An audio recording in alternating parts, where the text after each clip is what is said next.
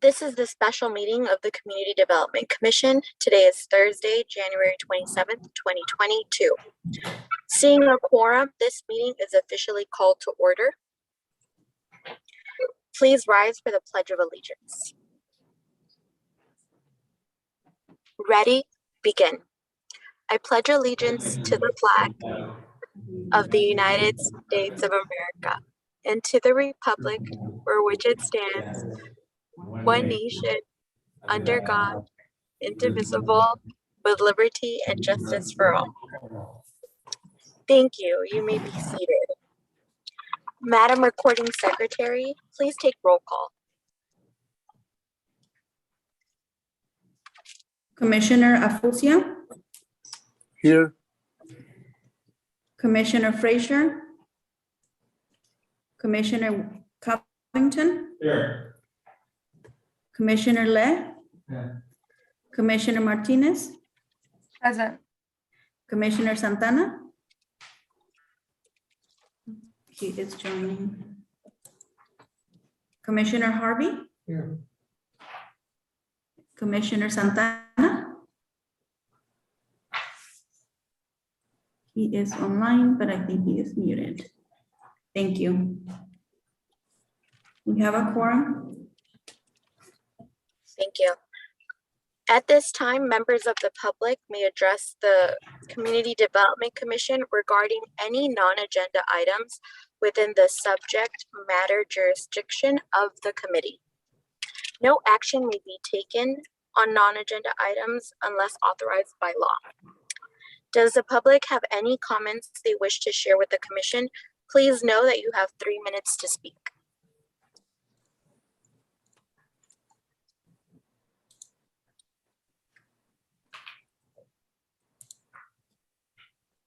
We don't have any members of the public for public comments.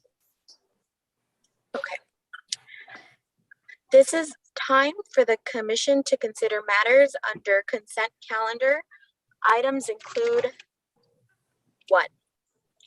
Do any members have any items they wish to pull for separate discussion or abstain on?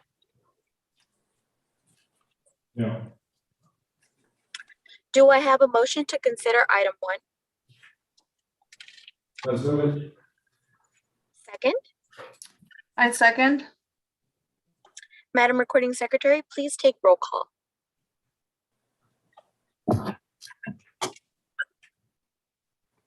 Commissioner Harvey, Yes. Commissioner Santana, Commissioner Covington, Aye. Commissioner Oliva, Aye. Commissioner Le, Commissioner Martinez. Aye. Thank you. Pass. Thank you. We will now consider matters under the business calendar. We have one item under the business calendar, item number 2, Community Development Block Grant, CDBG program for fiscal year 2022 through 2024. Let me go to the script now.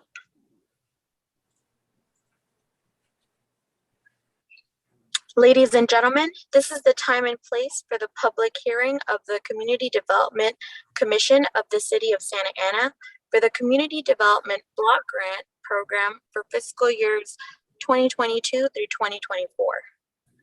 At this time, we would like to hear from the organizations who submitted an application for the Community Development Block Grant Program. Funds for fiscal year 2022 through 2024. Staff have prepared a schedule of speakers from each organization. Each speaker will have 5 minutes to present their proposal.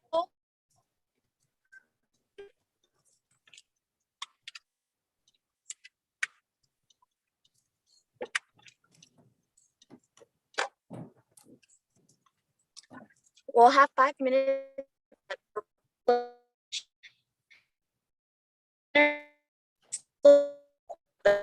up to 5 minutes before the next speaker is invited to present. If there's anyone else who would like to speak about the proposal, you will have the opportunity to present your comments at the end of the presentation. I would like to invite our first speaker to present their proposal. Is Hurt Family Health Clinic present? Yes. Are you able to hear me? I'm on Zoom. So my name is Becky Carter. I'm the executive director with Hurt Family Health Clinic. And good afternoon, commissioners. Thank you so much for taking the time to listen to our presentation. I just wanted to tell you a little bit about who we are and what we are about. If I could go to the next slide. We are a clinic that operates out of Orange County. We have 4 different clinics, one in Santa Ana, 2 in Tustin, 1 in Anaheim, and 2 mobile units that service our community. We offer medical treatment, dental, vision, mental health and behavioral health services, chiropractic care. We even do tattoo removal and health education as well.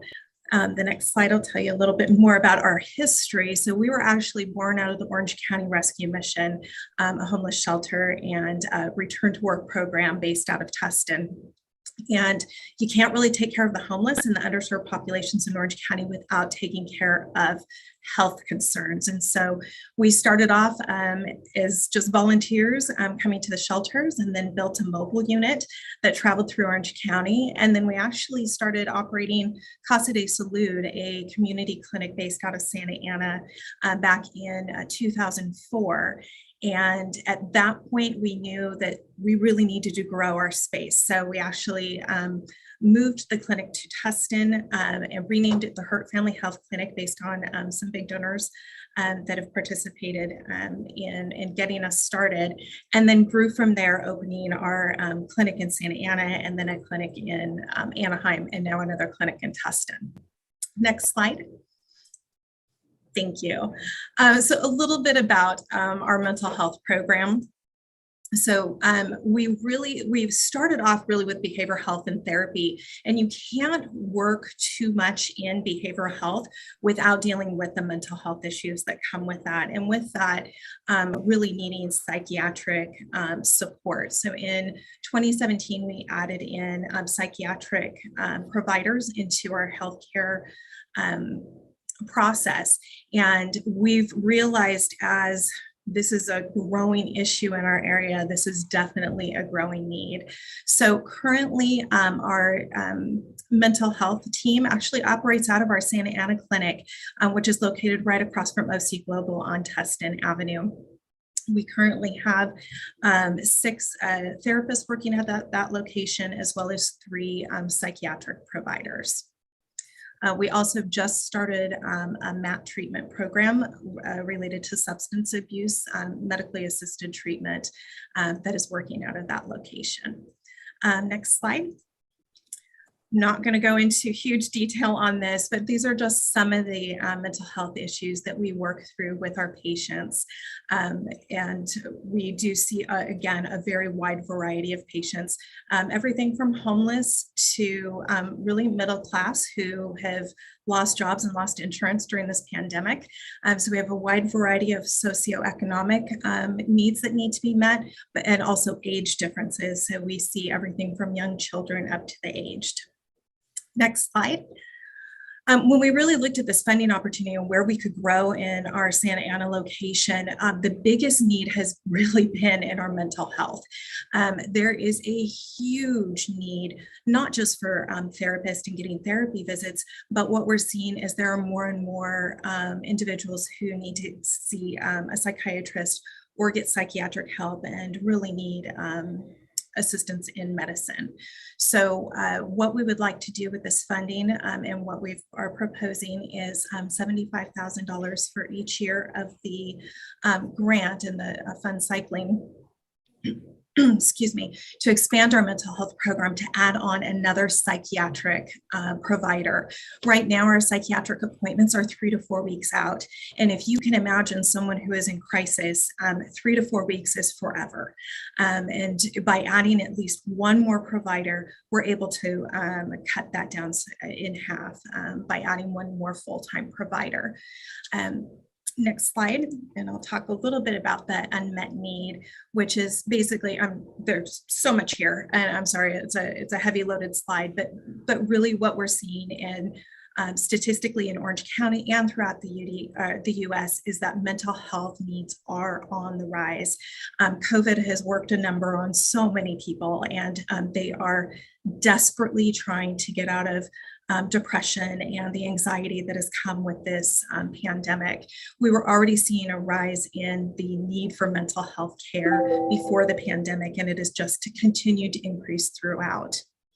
When we look at specifically our community and some of the things that are needed, we're really looking at huge gaps within the Santa Ana community in psychiatric practitioners. When you go to CalOptima's website and you search, there are only 5 psychiatric practitioners that are listed there within the CalOptima network. And that is a very, very small resource for a very large community in high need of this position.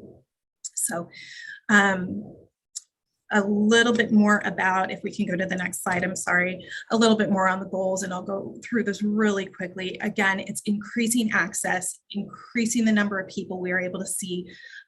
Really, we target the most vulnerable populations in our area. We were just in a meeting this week with OC Global, and they said, hey, if we have a patient who is uninsured, we send them across the street to HURT. That is what we do.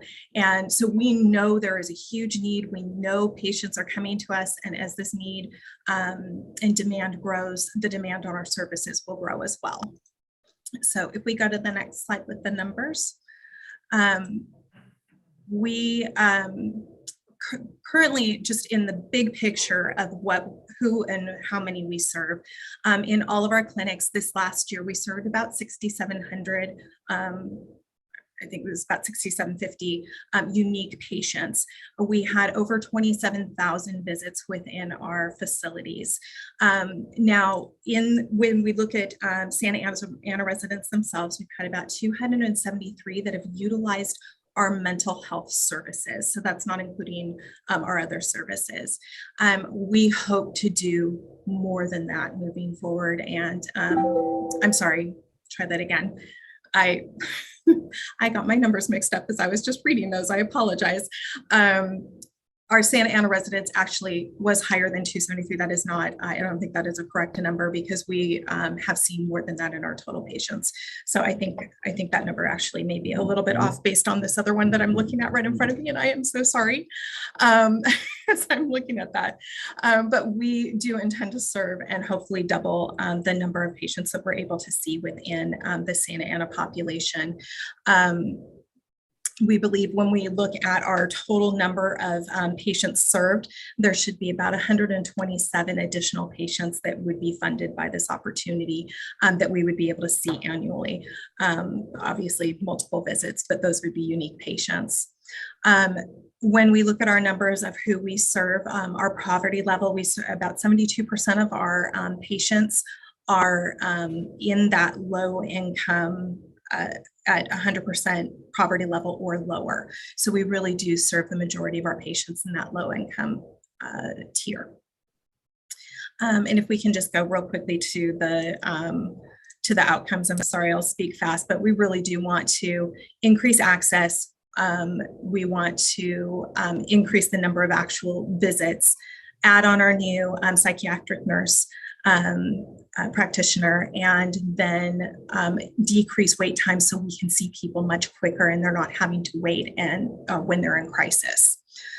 We want to increase community awareness of what we do by reaching out with more community events and reaching out to our partners in the community. We definitely want to increase clinical staff knowledge, and continue to do even internal referrals from our dental, behavioral health, medical into the mental health services as well. And then finally, provide multiple trainings throughout the year for our mental health team on current disorders and treatments. So continuing that education that we normally would do. The next slide tells you a little bit more about the evaluation of our program. And I know I'm running very short on time. I'm sorry, there's so much to cover, but really it's all about the number of patients that we serve. And that's really where our evaluation is going to come into play. And I am actually going to say we've kind of covered some of my other slides. So I'm not going to go into huge detail there, but in closing, I just want to say thank you so much for your time, and your questions are now welcome if you would have any questions for me. And I apologize for going over 5 minutes.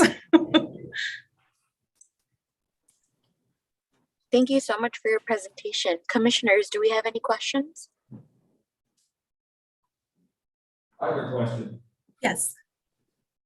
Can you please define what I've never heard of this term, psychiatric nurse physician is and the full spectrum of their duties? Yes, it's actually, I'm sorry, and that was a typo. It's a psychiatric nurse practitioner, or physician's assistant. So sorry, the words actually got merged in that. So there are two types of medical providers, a physician assistant and a psychiatric nurse that can be further certified in psychiatric services. So they are specially trained to help with psych medication, administration, and maintenance. They very often are trained in medically assisted treatment as well for opioid addiction, as well as other types of specialized psychiatric meds. Okay, now you're requesting 150,000 over 2 years, so the 75,000 per year. Is that handling the psychiatric nurse or the PA? It is. Additional expenses, or is that just the staff? That is actually just the staffing for it. So our goal would be to hire one additional person. The 75,000 actually is only a fraction of their salary, but we do have other funding sources that we're looking for to help offset the rest of that, as well as in some cases, not all of our patients are uninsured or remain uninsured, and we do try to get them attached to an insurance plan. So there may be insurance co-payments that would offset the rest of that salary cost. Okay, and last question I have is, did you receive funding prior to this application? So 2 years ago, were you applying as well? So we are actually recipient of federal funding as we are an FQHC. So we do receive federal funding that offsets some of the cost of us seeing non-insured patients. And so that is something that we do receive. We have never received anything through this funding source. And I'm trying to think if I've had anything else with mental health services recently other than our federal funding. We recently did receive something for our behavioral health for funding for tools and toys and interactive tools. So that was something that also contributed to this group, but not mental health service, more on the behavioral health therapy side. Okay, thank you. Yes, no problem. Any other questions? So for the service, the you can provide a counseling service too, along with the clinical service? I'm sorry, I didn't understand. Are you providing a counseling service for the patient? Well, along with clinical, that I understand so far that you can focus on clinical or treatment, but do you have any case management or open other that follow with them, not just you are medication, but actually follow them.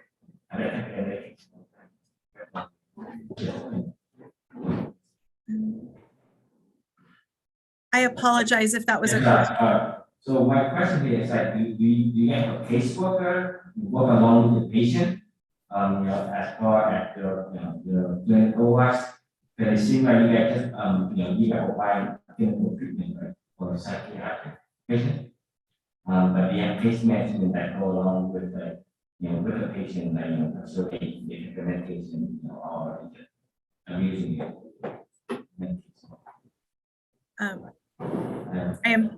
Can you help?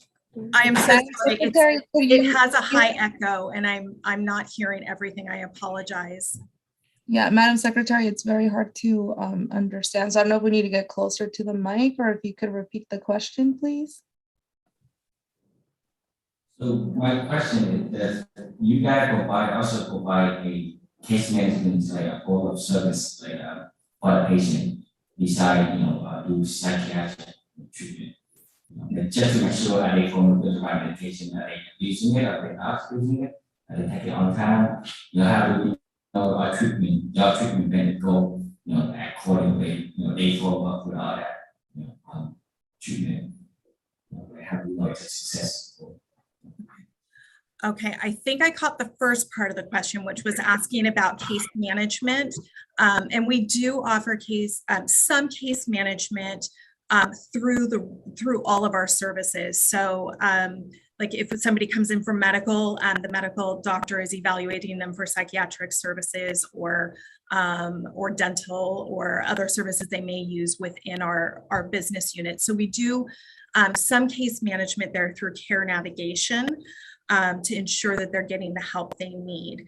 That was the first part of what I think I heard was your question, and I apologize. Yeah, well, I'll give you a little background, because I used to work in a mental health case, as a case manager, so I work with homeless, mental health. And a lot of the time I see that, they come in, they talk to the psychiatrist, they get a medication, but oftentimes after that, all of them, they will either use the medication or they will not take the medication at all. And, it seems that the harm would be, it's like a loop, like they can come in, they get a medication, and then they like I come accidentally again with the same problem. So I'm from understanding from my experience, like from you guys work with any group that like help manage help them managing the clinical or the psychiatric patient. They file this like thing. When I work with a homeless like patient, that's a lot happen that they come in, they get a treatment, but they don't follow with the medication. And basically it's the same hole that going around and around and around. Yes, that actually is one of the biggest challenges that we have working with the homeless community in general is it is very hard to keep in touch with them. So, they don't always have cell phones that are working. They don't always have service. We can't mail things to them. So for us, the success that we've had with our homeless population is maintaining relationship. So we found very quickly if we can get them in for a service, then we can connect them to other services. And now they really do see us as a provider they can come to regularly. And then we also do really simple things that, when they come in and we can see they're not doing well, we have snack bars where, okay, you're falling asleep in the middle of the visit because you're so hungry, have a snack bar. And so the little things like that will help establish a connection and a relationship so that they're not going through that cycle. Now, it would be naive to say that none of our patients go through that cycle of coming in, starting on meds, and then relapsing and being back out on the streets and then needing to come back in and cycle back again. But again, that's a part of just building that relationship, the care navigation, and then again, connecting them to as many points within our clinic as possible so that they really feel connected to us and know they're always safe to come back to us, even if they do fall off their routine and need to come back. And then we also utilize our mobile unit a lot in that capacity. So our mobile unit goes to a lot of the regular community shelters and around town.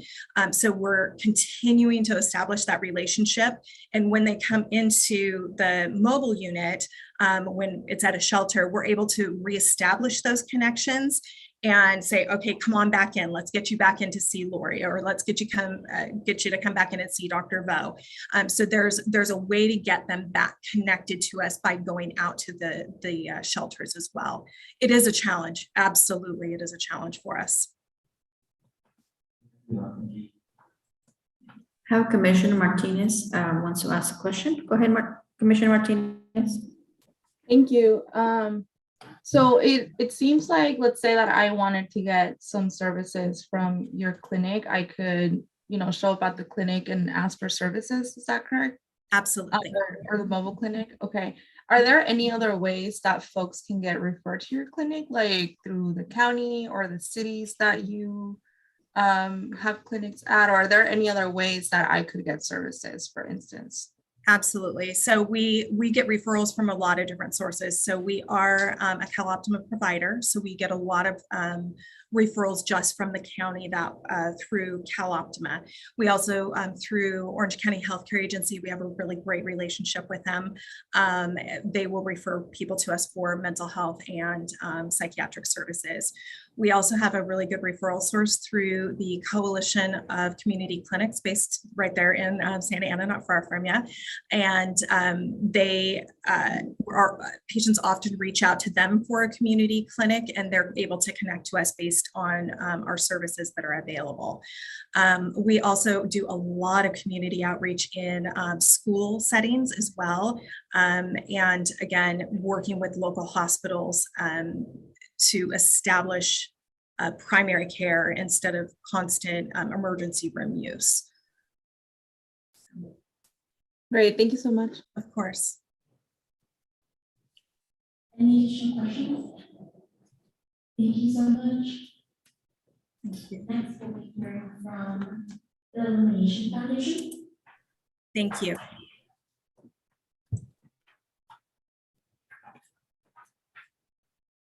Moving on, now we'll be hearing from Lutheran Social Services of St. Helens. Is working. Well, good afternoon. I know I have 5 minutes. I will speak briefly. Yeah. You can unmask. Yeah, I'm going to. I'm reading my classes. Ready. So as you can see on the screen, my name is Jim Pilo. I'm the clinical director for Lutheran Social Services, Orange County. I say that because next slide, Lutheran Social Services is pretty, has a long-standing organization. We've been around since 1944. We have 50 different programs, and we have 19 different locations throughout Southern California. I happen to be the area director specifically for the Orange County office.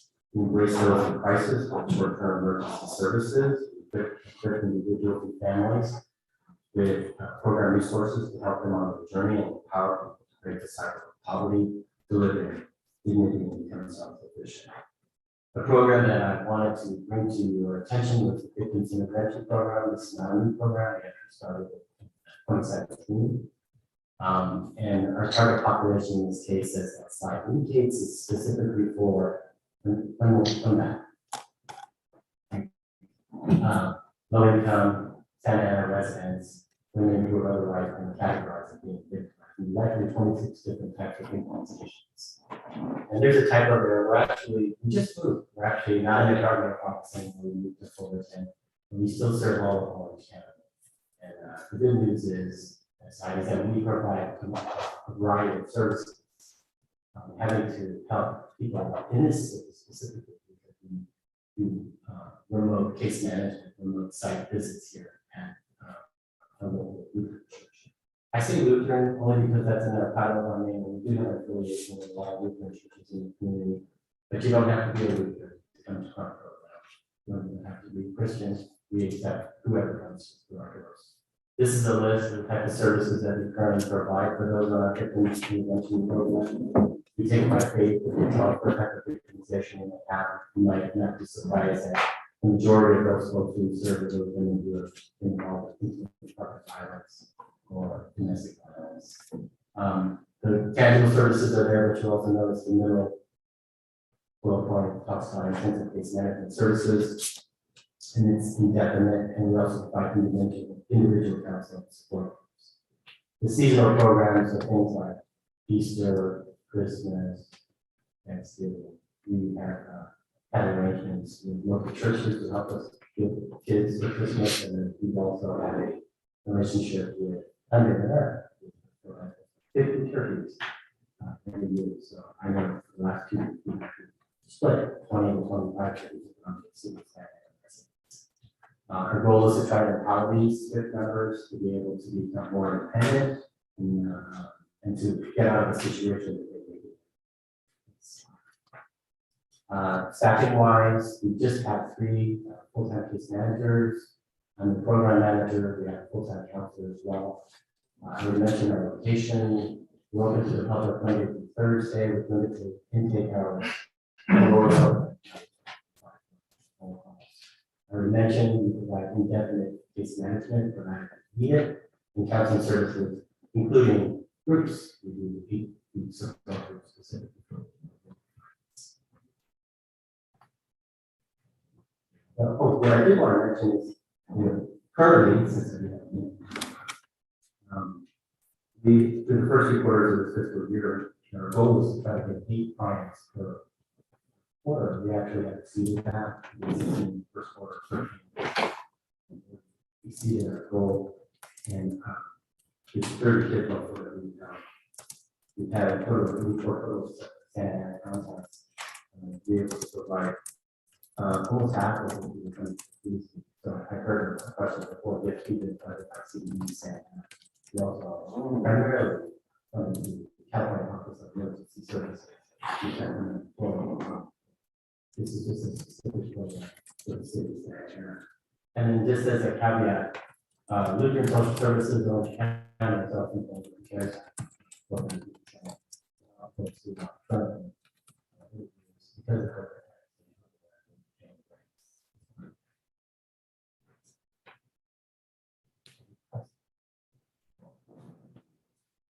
Any questions from the commission?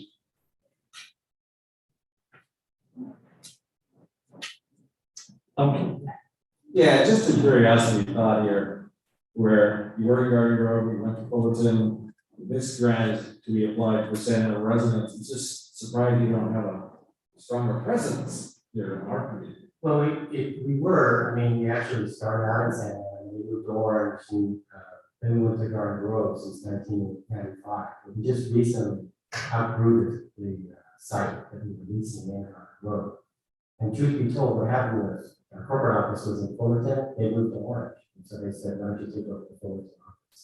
The good news is we have a footprint in Santa Ana as community already. We've most recently provided a presentation for pastors here in Santa Ana Church, specifically about the CARES Act and the youth program. Because we're basically saying, we're talking about how we can serve these folks. And then we also, twice a month, we go through a program here to the St. Peter's Evangelical Lutheran Church in Santa Ana, just out street from there, where we help work with folks and have actually been able to be out in the market. There definitely isn't a shortage. We just have to be whatever.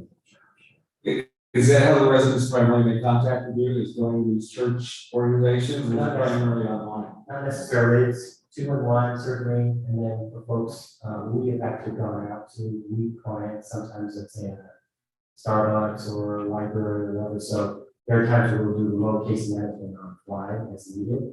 I have another program that we're doing with housing and sustainability with the housing authorities, so my staff is routinely out in the community, which is unusual. It might be a crossing, client to a new town, but also might be clients and the city center. Again, I did have a motion is for clarification, but only 25 participants for the correct. I thought it was 30, but maybe I'm looking at the year before. I'm reading here, David knows better. the victims intervention program will provide 5 victims. Okay. I said 30, but I know you already exceeded it, because this is, but it's the end of the second quarter, we've got 20. I anticipated it. with the funding for the provider. Because I say this is part and parcel to the larger book. We kind of specify, be specific to tenants. Good question. Commissioner Martinez has a question. Thank you, Madam Secretary. Sorry if you already mentioned this, maybe I'm just having a little bit of a hard time hearing, but do you have an estimate of how many Santa Ana residents the organization helps, maybe like on average per year? I don't have those numbers in front of me at this moment. In fact, I was working on a quarterly report to our board. I could probably get back with that. I know for all of the folks that we've helped in the last quarter, we exceeded 1,000 people. I'm sure part of the portion of that.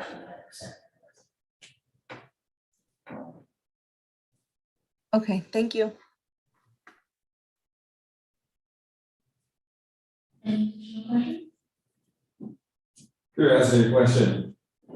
Did you receive funds 2 years ago? We did How much did you apply for? 30,000, I believe. I think 50 would be that 30. That's how I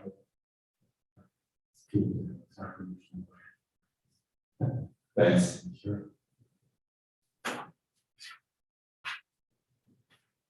Thank you so much. Thank you. Jim? Mom's OC.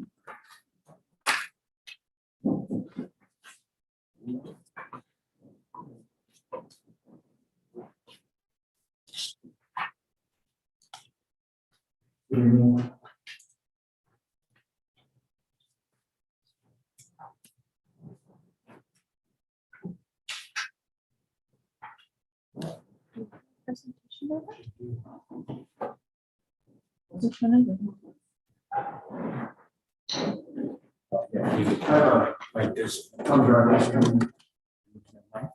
Yeah.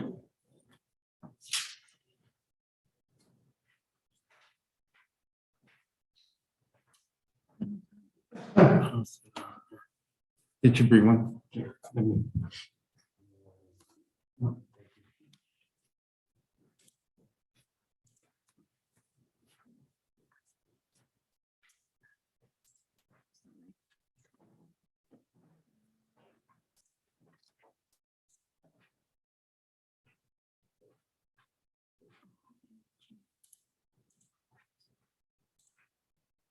It's not letting me close this.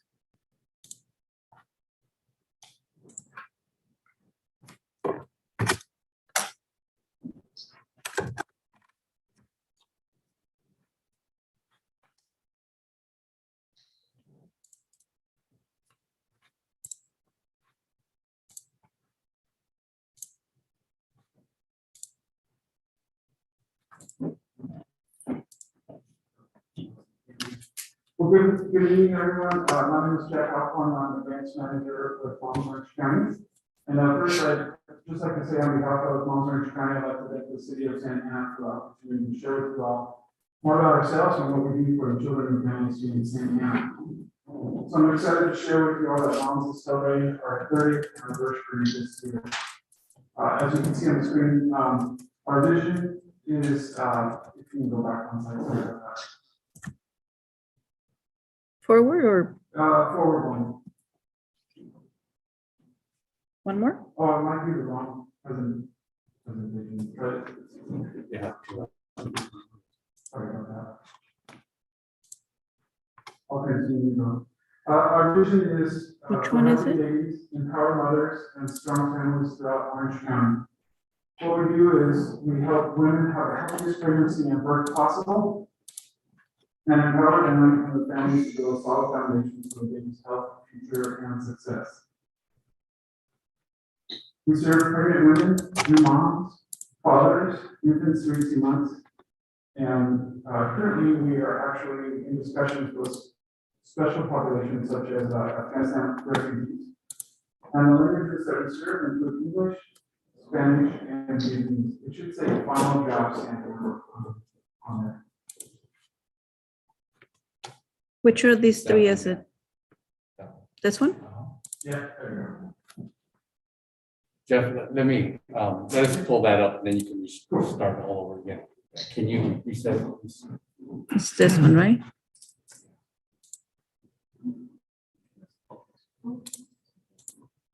Quick question for you as we're getting set up. I was taking notes there, you were talking about serving the English, Spanish, you said Afghanistan, I guess is how you say it, Yes. population. Were there any other groups we should be aware of? As far as like ethnic groups? Or- Yes. But yeah, absolutely, yes. So, of the ethnically speaking, more than 80% of our clients that we serve are Latinx. 7% Asian, and the remaining 15% make up of Black, Middle Eastern, Pacific Islander, and Caucasian. Is this the right one? Perfect. Okay. You already started here? Yes, please. Okay, perfect. So our vision is for healthy babies, empowered mothers, and strong families throughout Orange County. Our mission, next slide. Our mission, we help women have the healthiest pregnancy and birth possible, and empower them and their families to build a solid foundation for the baby's health, future, and success. We're trauma-informed hybrid model of health promotion and social services. We provide resources, support, and education in a hybrid model to support the health and non-health needs of pregnant women and family. Those we serve, as I mentioned before, include pregnant women, new mothers, you can go to the next slide. New mothers, fathers, infants 3 to 2 months, special populations, and the monthly is served include English, Spanish, and Vietnamese. Next slide. Of the families we serve, approximately 90% qualify for Medi-Cal, which is a reliable and fair low-income status. And as I mentioned before, ethnically, that is the makeup of what we serve. Next slide.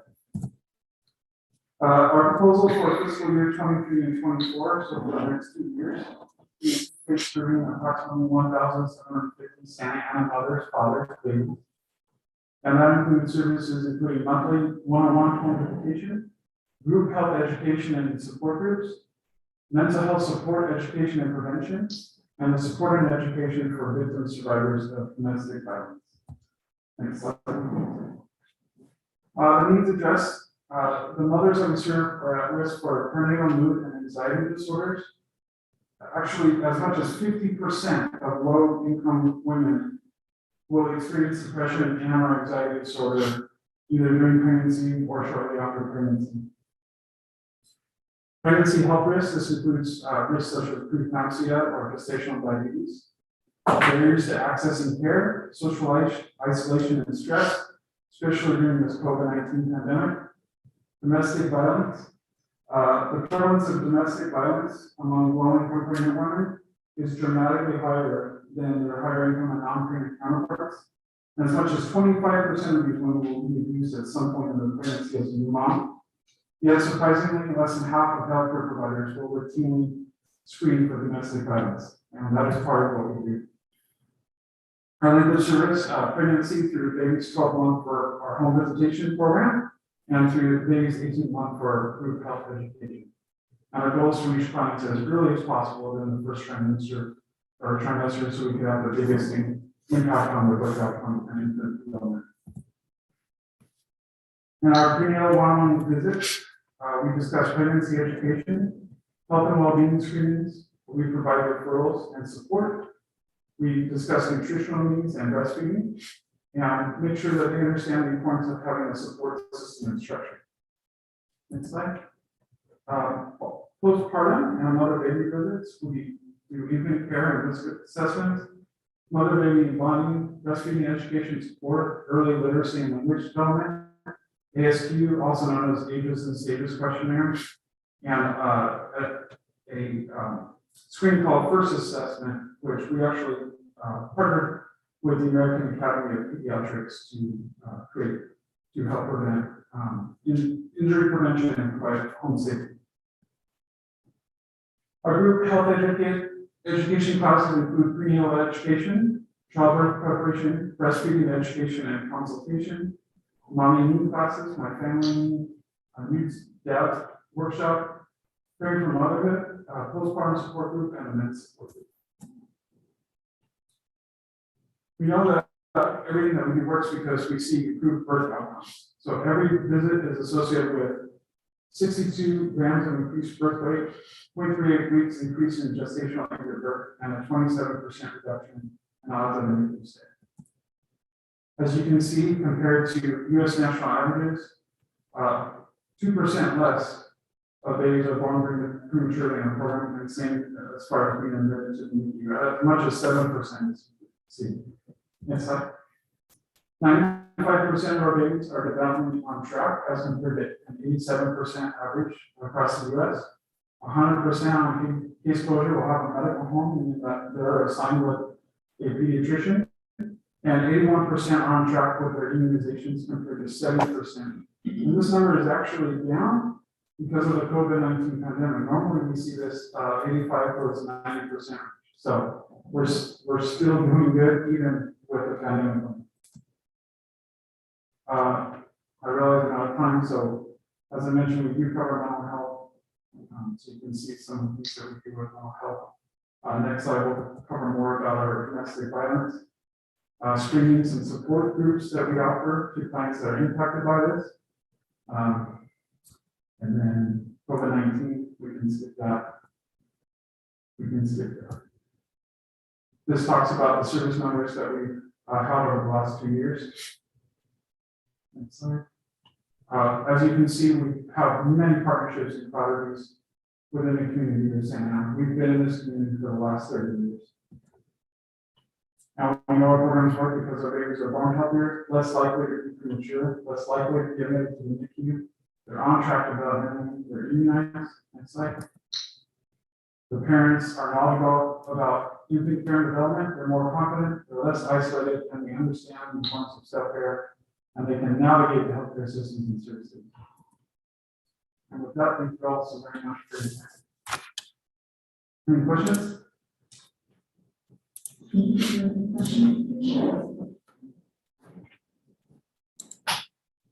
Yeah, how do you reach out there through the school districts to make contact with the young teen moms? Is it through the counseling department, or is there a social liaison in the school, or how do you do that? Well, I should fill out an officers who are out there, she can answer that question better than I can. So we do have lots of outreach going on with school administrators, with their nurses that are on staff, and also special programs. I know that the state funds education and services for kind of teens. And so a lot of those services are already offered to those teens. However, we can continue to provide information so that we can augment what they're already receiving at that special high school level. And we do actually serve teens and refer to our programs. So we have served teens as young as 15 and 16. And so through our many collaborations, we do definitely get the word out. A lot of referrals come just simply through the self-referrals as well for our website and through the OG provider. So. Thank you. I did have a question. In the application, they also submitted for 2022, it says that moms received $101,000 in CDBG funds. How is that fund different from this new request? So that funding for last year was part of our COVID-19 initiatives, where this year we're expanding our programming. So the two big parts of the expansion involves within the mental health component. So we're increasing the amount of programs and group health classes, including the new dad support group. We will be bringing on board a subcontractor that is a mental health therapist, so that way we can refer in-house. And increasing with our domestic violence support groups. Thank you. Any additional questions?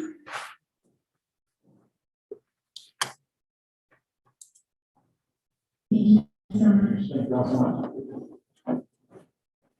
Next, we'll be hearing from OC and Relations.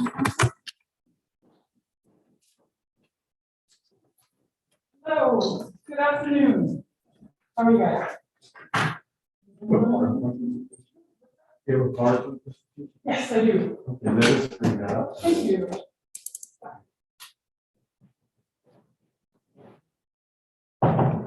Is this the correct one? Sure is. Okay.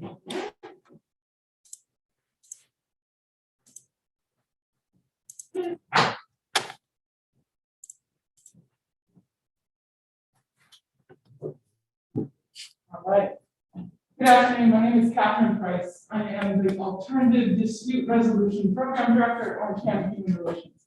And I'm happy to welcome Allison Edwards, our Executive Director, who's here as well. She's Can you get closer to the microphone, please, so that people online can hear you? All right. So what I'd like to talk to you today is about conflict. I know this is everyone's favorite subject. And I want you to think for a minute about what the word conflict means here, as it feels. Like people in this picture, probably something like this, not something that we get super excited about, but something that we all have to deal with every day, whether we want to or not. It's just one of those facts of life, right? So, one of the things that I would like to offer, go ahead and go to the next slide, is a secret to conflict and conflict resolution professional leaders. So I want to share it with you, it's really important. And that the bad rap that the word conflict gets is because we think of it as something that's destructive. But the destructive nature of conflict is not our conflict itself. It lies in our response to it, especially when it's in the early stages. The word human is at the center of our mission, vision, and values, and indeed, our name, Orange County Human Relations. Because what we do is we offer the opportunity to see conflict from a different perspective. We see opportunity, next slide, as conflict, as opportunity, not as something bad or destructive. So at the end of this, after we get your money and we spend it well, everyone will be on the street with a sign like this saying, I love conflict. We're going to change everybody's minds. Maybe in time. But here's how it starts. Okay, please. I want you to understand that Orange County Human Relations is the leader for alternative dispute resolutions, conflict resolution of whatever type in Orange County. We've been doing this for over 30 years. And we're of Santa Ana local. We have our offices right down the street. We have a lot of history working with Santa Ana residents. We are a DRPA provider. We are happily doing all of the mediation work for the civil courts and the family court. And I want you to know that we have the most robust, streamlined ADR program for every type of dispute. Next slide, please. What we're offering is the opportunity to really focus the service that we provide in this neighborhood, this Northern community in Santa Ana. So we have an integrated intake and assessment program across the organization where we bring in whatever type of conflict there is and we assess it in a way that makes the most sense and has the highest likelihood of positive conflict resolution.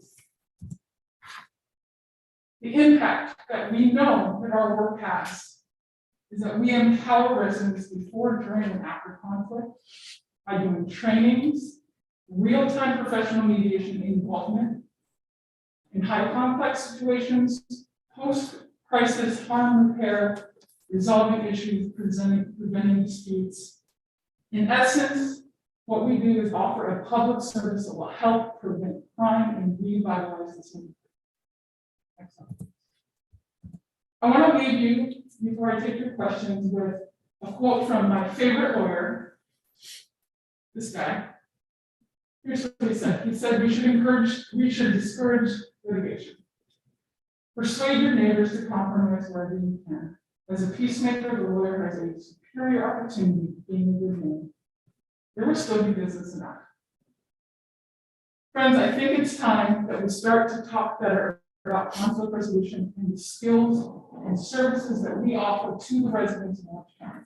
We need to get better about communicating it And like our friend Abraham Lincoln says, we need to encourage people to use ADL processes instead of litigation. Litigation is appropriate in certain circumstances, true. But the reality is that most of the times when you have a conflict, even if you do go to court, you're going to end up in a mediation process at OCHR anyway. We want to let people know that. We want to let people know to start here. We want to get that conflict earlier for a lot of reasons, but mostly because we know that the likelihood that it's going to have a positive resolution is way up the earlier we get involved.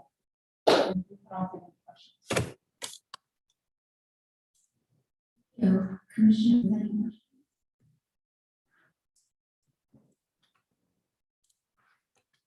Your services get involved when there's really challenging and difficult family law cases, divorce and custody battles over kids and all that stuff that tears families apart. Oh, thank you for that question. That's my specialty. I'm so glad you asked that. The answer is yes. Generally speaking, we do. And the other thing I'm going to say again, that a lot of people I think don't understand is that when you get divorced, so we offer start to finish divorce services, including all of the documents that are necessary. When you get divorced and you have kids, you have to go to mediation. You're going to come to us anyway. Please come to us. Don't go to court first. The only thing, I'll just be real honest with you, that we don't do, we encourage people to use the process. Our process is based in mediation, which is voluntary. So if we have parties that are highly contested, for example, or just can't agree, doesn't mean that they can't sit in the same room, right? Or that they can't be in different rooms. That we can work through. It's the party's willingness to participate in the process that's the barrier. But we're really good about convincing them and educating them on, the reasons and the benefits of using mediation first.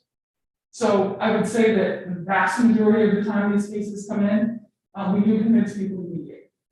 And that alleviates the court system. One of the things I hear from the presiding judge all the time is how grateful they are to us because we take so many unnecessary cases out of the court system. Did that answer your question, sir? Is there an income level that they must be to be able to get your services, or if there's an income level in which they exceed, they don't qualify for your service? Thank you for the question. Yes, it is zero. That is the income level that is required for our services. We never ever turn anyone away, either for doctorate or for any kind of an ADR service or inability to pay. Now, we will ask for money as a nonprofit. We will ask for a donation for the excellent work we do. Our doctorate does occur on a very reasonable sliding scale, but again, that scale always slides to zero. Our goal is to help in one aspect bridge this no justice gap that we have. And we know with our community partners, I just had a conversation with SoCal, Legal Aid SoCal the other day on making sure we were aligning on what we're doing. And one of the things I want to also help you understand is that if we have something that's outside of our scope, for example, with domestic violence cases, let's take that as an example. Community Aid SoCal does an excellent job with domestic violence cases. That's a case we're probably going to refer out. Active domestic violence, seeking a restraining order in a family case, especially if there are kids involved. Sometimes that needs, attorney assistance. And so that's part of why our enhanced intake and assessment is so critical. We're screening for things that are really important from the beginning. We don't want to wait and get 3 mediations in before we find out there's a restraining order. Everything else we do, most of the vast majority of work in family law, that's done. Other than the contested cases, which is a small, less than 10% of cases go contested in front of the judge, we do all of that work. I could have used your help many years ago. I had to do it the hard way, and it was a pain and cost a bloody fortune, and seems the only ones that won were the attorneys. And unfortunately, that is the truth. That's just the reality. And this is part of why we feel very strongly that we need to get better about our messaging. We need to get better about telling people that there are alternatives out there that are affordable. I did have a question. In your application for program this year, for 2020 and 2021, the actual number of Santa Ana residents served were 246, and then for 2021 through 2022, the actual number of Santa Ana residents that were served were 180. And then for the proposal for this application, OC Human Relations is estimating to help 600 individuals. That's right. How do we hope to get to that number for the first year and second year of funding? Great, thank you for the question. And the answer in short is because we've adapted to a hybrid type status. Thank you to COVID. Let's talk about the positive things COVID did for us. It made my baking skills much, much better. And it also allowed us to be able to mediate online very, very effectively. The courts required it. We adapted to it in real time. So now we have decreased those barriers. So that's one way we're going to do it. So hybrid mediation, meaning it doesn't matter if you're here or not, you can be anywhere in the world, and it doesn't matter if the mediator's here or not. As long as the parties are willing, we can set up either an in-person, one person in the office, one person on Zoom, whatever works. That's not a barrier we have now. One way to do it. The second thing is this money will be able to allow us to target our marketing. Not only will we be offering workshops that are already ready to go, that we're ready to plan, that we have the relationships doing. I think we're going to reach, 200 to 300 people alone, just in the workshops we're going to do. Ongoing mediation services, and then our divorce services are taking off, as you know. So there's always a need for that. We want to get the word out as much as we can. I mediated a case just last week. I went to about a case that came from this neighborhood. And when we made the parenting plan, the son was going to be walking to the park to meet his dad. And I want to tell you that the parents had concerns about the walk to the park, right near her own park there. So I went and walked it because she wanted to go to a farther park.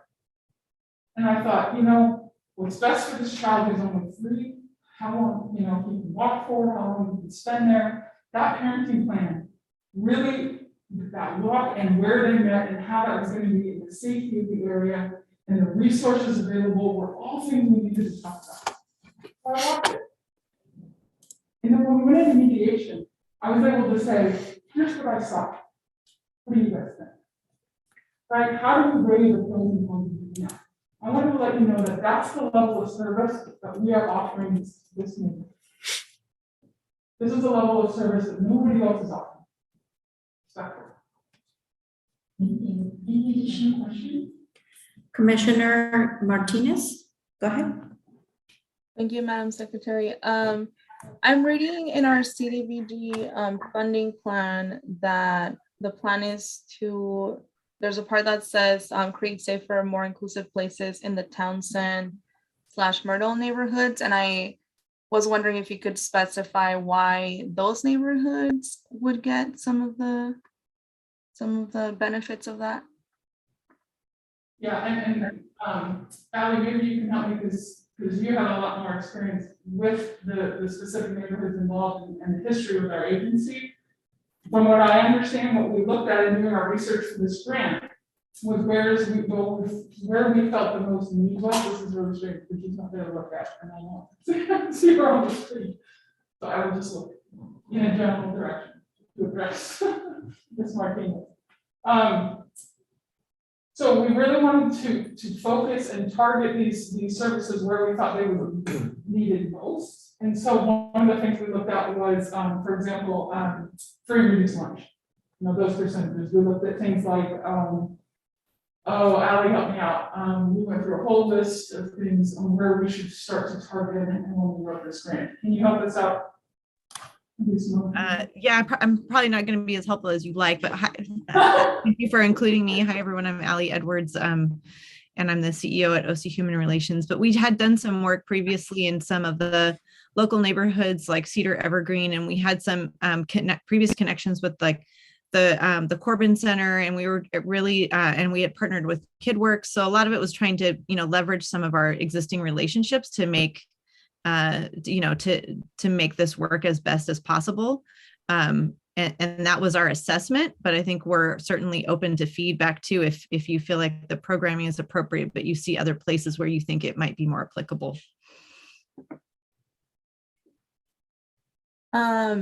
No, thank you for your answer. I was just curious about why those two neighborhoods. I appreciate your answer. Thank you. Thank you so much. Thank you. Next, we'll be hearing from OCC TAC. They're online. So give me 1 second here.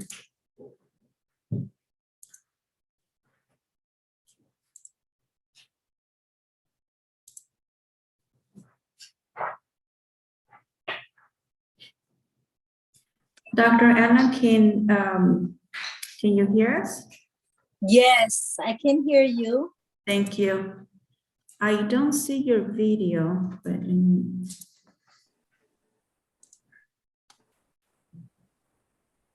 Is this Bianca? Yes. Do you want me to resend it? I'm trying to get you online. 1 second.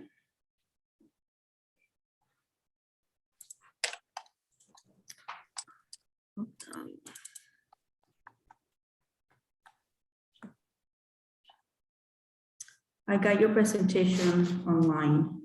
Okay, great. Thank you, Can Bianca. you see it on Zoom? No, I don't, but I have it in front of me, but it would be good to see it. I don't see it. Yes. Thank you very much. You're welcome. Yes. Well, good afternoon, everyone. Can you see the PowerPoint?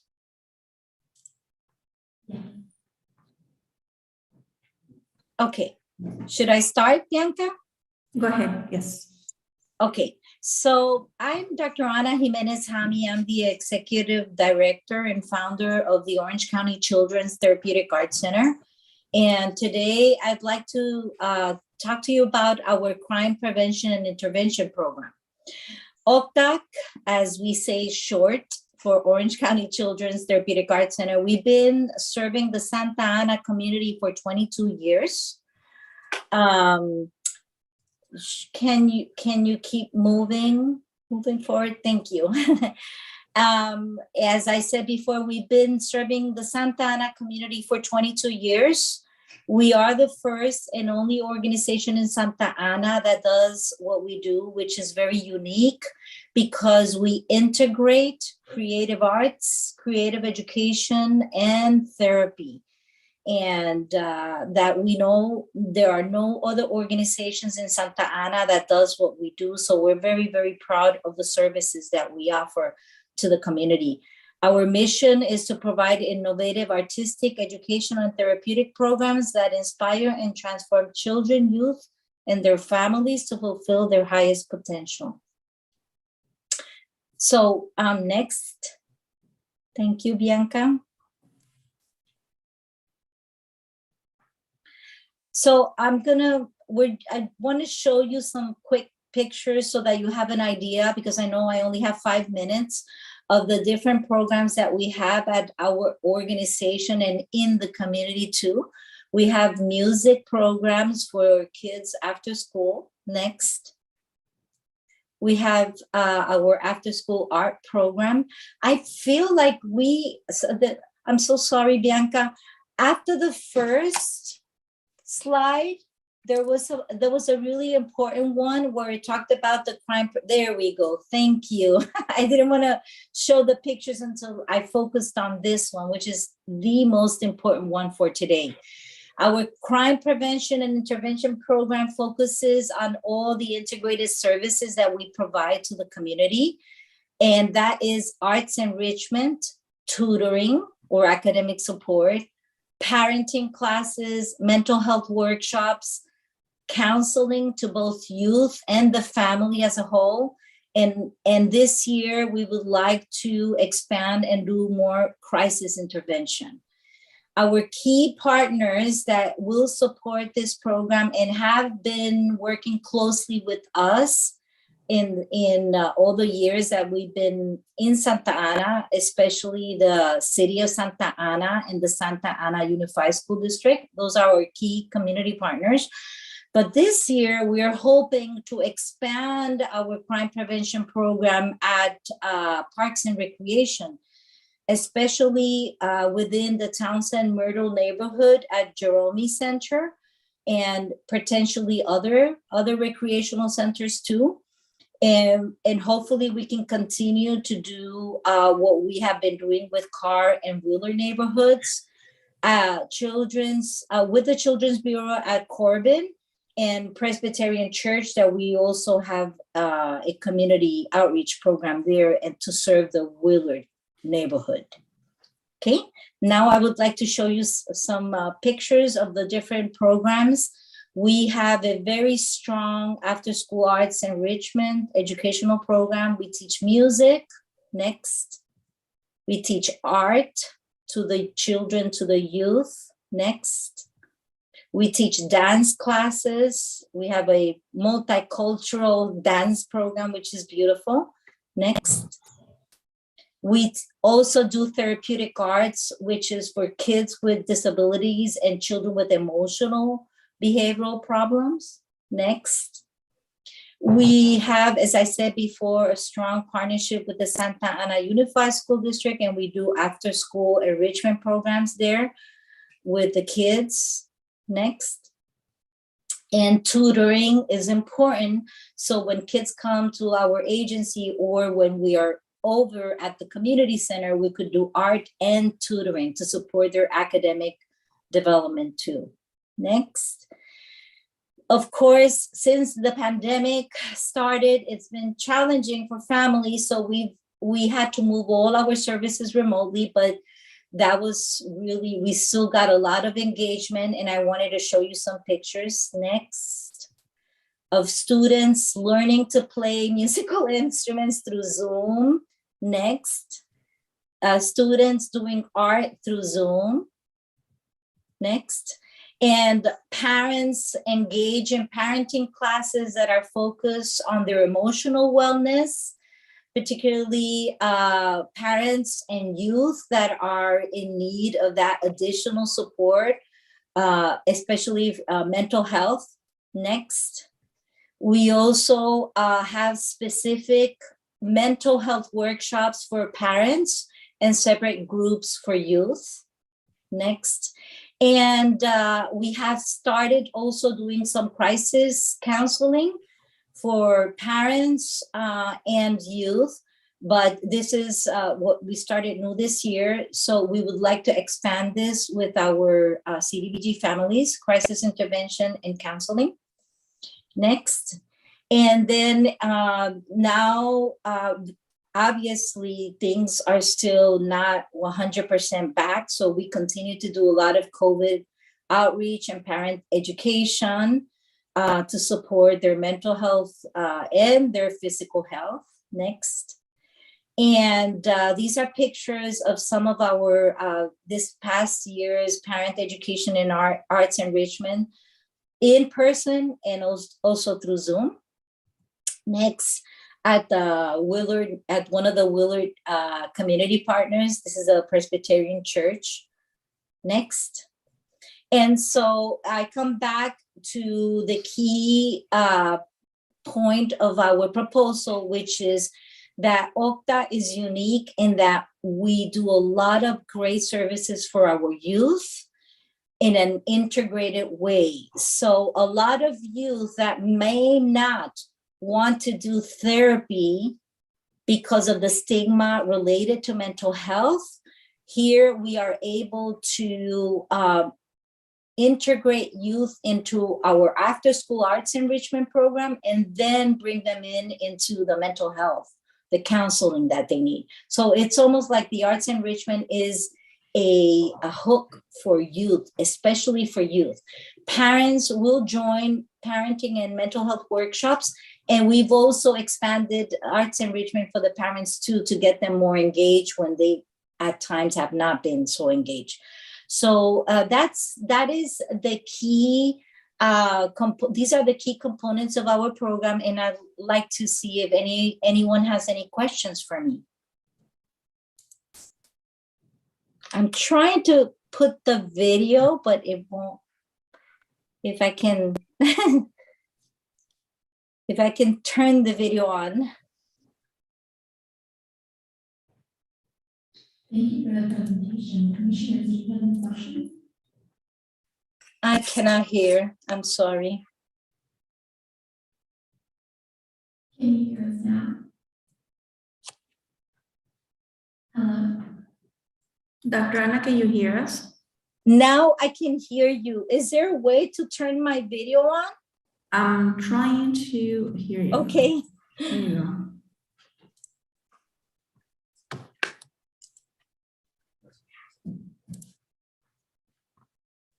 Oops. Diana, while we're getting your video set up. There we go. Oops, can you hear Okay. me? I can hear. Go ahead. Hi, Dr. Anna. I didn't hear, maybe I missed it while I was taking notes. Roughly how many Santa Ana kids are you serving and helping each year? Oh my God, we serve as a whole, not only through the CDBG, correct? As a whole. We serve more than 7,000 youth throughout the entire city of Santa Ana. Okay, and maybe I missed something here. You're applying for 215,000 and some change, correct? Dave, I thought the max was 75 a year, 150. The sound is breaking. I'm sorry, I could not hear that question. Okay, I'm asking staff here, your application, at least in my notes, says you're requesting 215,000. Is that correct? This is for the 2-year period so that we can expand the services that we already do at Carr and Willard to some of the City of Santa Ana parks and recreation centers and also other community partners. Right, and I was just checking with staff, as I understand it, 150 would be the maximum grant, so I'm just checking with Dave here, 75,000 per year, just to make sure our Correct. numbers are correct.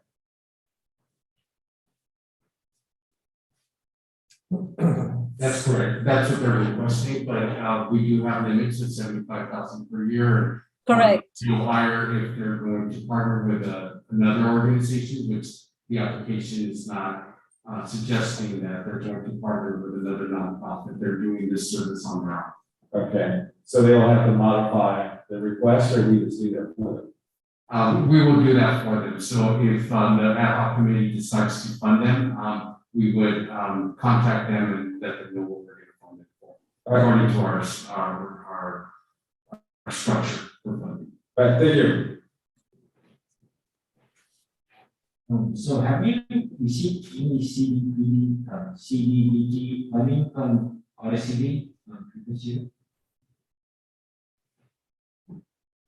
Dr. Anna, Commissioner Les asking if you have received funds in the past. Oh, for yes, CDBG. yes, we have. We have. I'm sorry? You guys receive funding from different cities too? He's asking if you receive funds from other cities or just from Santa Ana. We have in the past many years ago, but majority of the funding that we receive is from the City of Santa Ana, the County of Orange Social Services, and the school district. We have other fundings, but the City of Santa Ana is the only city that we are primarily focusing our services for the Santa Ana kids and families. Thank you. I did have a question. From the previous CDBG funds, crime prevention and intervention program, this is just an expansion of that, correct, for this grant? Correct. It is an expansion and there's a new service also, but it is primarily an expansion of what we have been doing in the past, but to provide, I really think that our parks and recreation community centers, neighborhoods could benefit from something like this, especially the the most needed neighborhoods and that families don't have access to some of these services. So this is where it would be wonderful to be able to reach the family closer to their neighborhood. And so that's the reason why we partnered with the Parks and Recreation to see if we could do this together at some of these neighborhoods that are impacted the most. I also have an additional question. How do you plan to track crime prevention and intervention through this grant? What measurable numbers or statistics are we going to be looking at like the mid-year report and at the end of the grant funding report?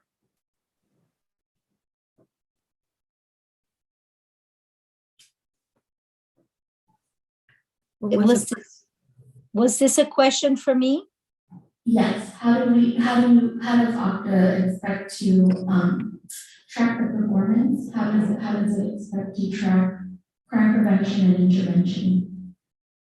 We have a series of outcomes and how we evaluate our families, include from pre and post to some of the qualitative measures that we do and the intakes that we do with the parents and observational protocols. We have like a whole series of things where we can document the outcome and the progress of the youth and the parents. So, of course, separately.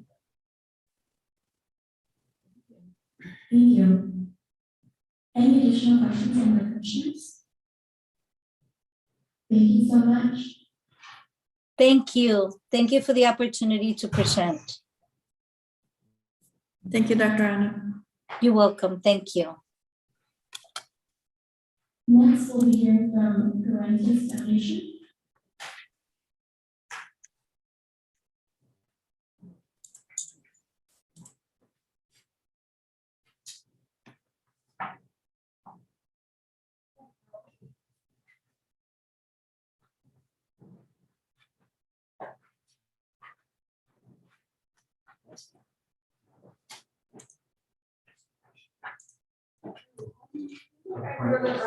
Yeah, you're early, but we can go ahead. You're ready. So we're gonna bring up your PowerPoint presentation. And keep right up here.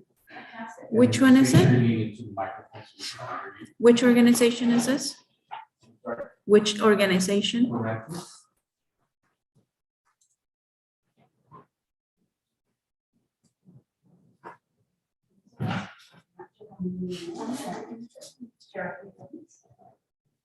It's not here. That's the first one on top. Oh, there it is. Right there? There you go.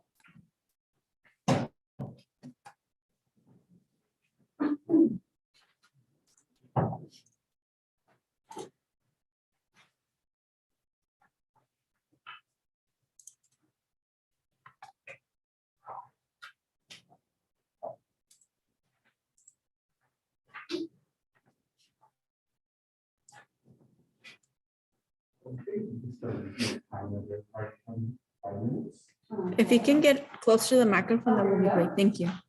My glasses go. You can take it off. Yes. Oh, okay, very good, thank you. Well, first of all, I'd like to thank you all for having me here. My name is Janice Frechette, and I'm the Executive Director of Parentis Foundation. We operate an intergenerational literacy program throughout Orange County and have had a very successful program offered through the Edward B. Cole Academy and here at Santa Ana. And we're also looking to expand into Heroes Elementary School. And we run a after-school program at Temple Calvario's after-school program at the charter school. I want to go ahead and talk about, play this short video, because you can really get a sense of what we do by seeing the kids in their mentors in action, and really watch that the magic of our program is the intergenerational connection. And you all know that if a child is not reading proficiently by the time they reach fourth grade, they are 4 times more likely now to graduate high school. And then really forward facing, looking at the onset of adult poverty and other unfortunate situations in their life. So if you'd like to advance the next slide. This really shows a representation of the connection between early learning, reading, and then to the slide on the right-hand side is the connection that our tutors have with their students, and in a virtual setting right now. If you go to the next slide, if you would play this video, it's going to really show you our intergenerational reading program in action. Let me ask you a question. When you were younger, did you have a mentor in your life? Was there someone special that inspired you to do more? Was there somebody in your life, like a coach, a neighbor, your grandparent, your mother, who encouraged you to just go a little bit beyond what you were comfortable doing? Well, I am so proud that I am the executive director of Parental Foundation, where our intergenerational literacy support program is just that. We have over 100 dedicated older adult volunteer tutors who are mentors to struggling readers throughout Orange County. We provide one-to-one literacy intervention services to struggling readers kindergarten through third grade. It is so important now more than ever that we can pair these struggling readers with dedicated older adult tutors to help curb any learning loss they're experiencing during this COVID-19 crisis.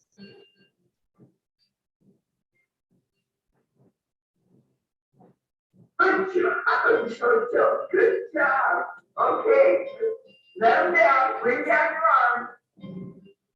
Good job. Put your ears back on. Okay. Perfect. Now, ¿te los van a guardar tienes tú o tú los vas a guardar? Juntos con todos nosotros. Y así cuando terminemos uno, te entregas al otro ahí a la mano. Okay, perfect. Perfecto. Oh, Komodo dragons are special. They are very strong reptiles. They are the biggest lizards in the world.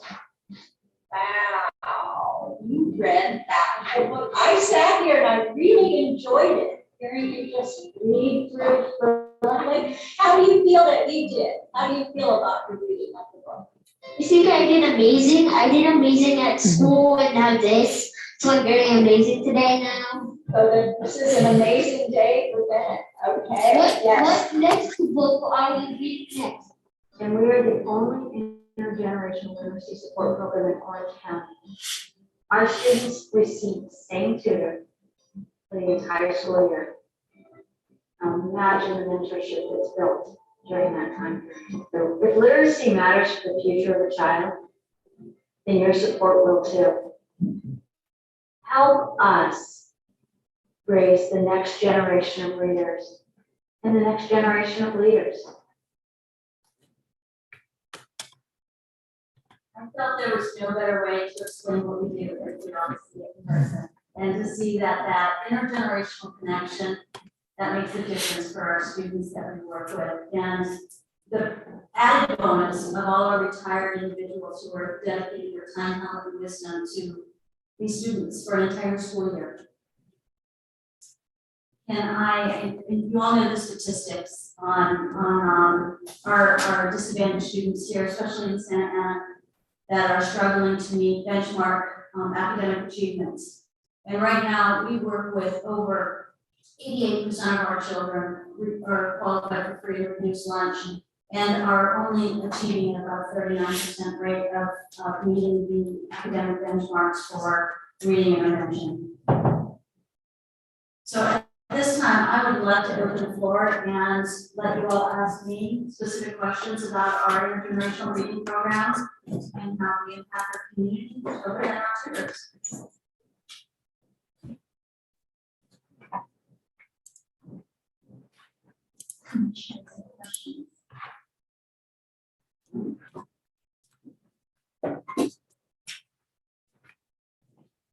You're requesting roughly 90,000. How will that be truly spent for the kids of Santa Ana? Absolutely. So the program itself requires a tremendous amount of oversight and making sure that the volunteers have all the information, the training, and maintaining fidelity to the learning program that we offer. So every single tutor receives a packet of school recognized materials, reading agency materials that we print and provide. All the students get their own set of materials, so they can bring them home once they achieve the reading proficiency. We provide over 25 hours per volunteer of ongoing training and in-service training. So we have a literacy consultant that we retain on our staff. We have a site coordinator for every site that we have children in. And now that we're virtual, every student needs to have headsets. They need to make sure they have a device, and they need to make sure they have physical materials in hand. And if for any reason they can't provide the service at home, those same materials get provided at school. They get provided at home. So we can go right into their home to make sure they're not missing their schedules. All of this requires a lot of our staff, more than we used to when we were in person, oversight, so that we make sure that every student gets what they need. And if they're having trouble with technology, we have a person to help it. So a lot of it is staff oversight and then the physical materials that each student needs. With this school, standard, We follow the school standards of assessments. We assess the kids at the beginning, the middle, and the end of the year using DIBELS reading assessment tools, which is exactly what the schools use. The reading materials that we use are also vetted by the schools in the preferred reading materials from a program called Reading Agency, as well as our partnership with AARP Foundation, where we get high-level statistical data and support from the Lecto Institute in Boston to help make sure that our curriculum is on target with academic school requirements. I did have a question in regards to, in regards to the neighborhood initiative area and application. It states that the city's target areas for this period are the Thompson Middle neighborhoods at Jerome Center and Cedar Evergreen neighborhood at Madison Elementary School. On the application, parents said that they were not serving. We aren't there at this time, no. Okay, just wanted to make sure that was. And I have an additional. Source, how does parentage come about getting the tri-generational folks to come in, and how do we? Absolutely, they go through us through multiple sources. We do information sessions at senior centers. Now everything is virtual. So we put out information through AARP Foundation, because all of our tutors must be 50 and over. They have to commit an entire school year to make sure that we create that mentoring bond with the students. And so there, we don't just have tutors pop in and out. And they have time, over 50 sessions per student, to build that relationship and build those skill sets with the kids. So we do multiple ways. We'll go into the communities, the libraries, senior centers, to recruit from the communities, but we also put out a broad spectrum ask through AARP Foundation. Thank you. Any additional questions? Are you students at the in the second language? What understand I will learn the second language, and one of the ways they learn English was through reading. Yes. Title from a movie, and that's I believe reading will help a lot with. Thank you for recognizing that. The majority of our children are English as second language learners, and the key part of our program is oral reading fluency. So the more they hear themselves read out loud, the more confident they're going to be academically, because when they go home to their families, they're speaking their native language. So they don't get to hear themselves read fluently in English, and then which leads to comprehension. So many of these kids literally stop by second grade. And the one thing, this is such an important statement that I can make right now, because COVID has impacted their academic education, a third grader is effectively reading at any kindergarten, first grade level. And so the requests we're receiving right now from many of the schools that we work in, fourth and fifth grade teachers are begging us to launch in their programs because the books we have are geared for first, second, and third grade, all high interest nonfiction books, but the kids at fourth and fifth grade aren't reading at that grade level, at their grade level. They need to come back down and get their kind of rebuild their academic infrastructure again because they lost it during of school. So the need has become even more pronounced. Just a quick comment, I want to compliment you on your program. I think the use of mentors, the seniors, is great. I think the fact that they have them for a full year is awesome. There's a heck of a bond being built there, and that trust and that friendship will really help with their learning. But I think even on top of all that, there's a lot of wisdom that's being passed down to the younger generation and the older folks. I think that's awesome. I heard a quote on Tuesday that I wanted to share with you. You may already know this quote, but there was somebody else who was talking about helping kids read, and they said today's readers are tomorrow's leaders. So you already know that one, but I wanted to pass it on. Guiding the next generation of leaders and mentoring future leaders is our goal, absolutely. That's why the video was so important to show you all, because you needed to see that even virtually, on March 20th, we shut down 2 years ago. And by April 1st, we had 100% of our tutors up and running on Zoom. I didn't know what Zoom was back then. So the tenacity of our volunteers, they stuck with us. And we launched 2 sites in the middle of the pandemic, virtually. I've never met the tutors in person. So it's a very magical program, and I'm glad you're all able to see it. Thank you. Just a quick question. Have you worked with the city library for your program? We haven't here in Santa Ana. We did recruiting out of other city libraries when we were open. And I would meet volunteers at the city to, there, but we haven't done any specific city library programs. One of the reasons why we don't do that is drop-in programs isn't part of our model. It's the longevity of the dosage of tutoring that matters with the kids.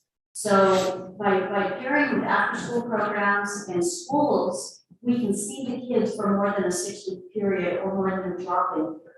We need dosage time with them to build their skill set up. That's great. I know sometimes that, and we see it often in our communities, that parents need the reinforcement, need help with the challenging goes with the parent. So has there been anything you work with parents for the program? So we do a parent information session at the beginning of the year, and then we'll do like a little award ceremony where the parents come in, and now we do it on Zoom. And we used to be in person, and they can meet the tutors and they can see the kids. We haven't started a family program around that yet, just because of capacity. But the parents have to sign an agreement. They understand that literacy is the gateway to everything, all academic success. So they place that as a priority and make sure that their kids. We have children in Mexico right now traveling, and they're logging on in Mexico because we can do it virtually, and we can share the books virtually online if we forget them. So the parents are getting the fact this is so important, and we're meeting them where they need to be, not the other way around. Thank you. And just out of curiosity, is there like discussions that could be books? Absolutely, yes. We talk about twofold.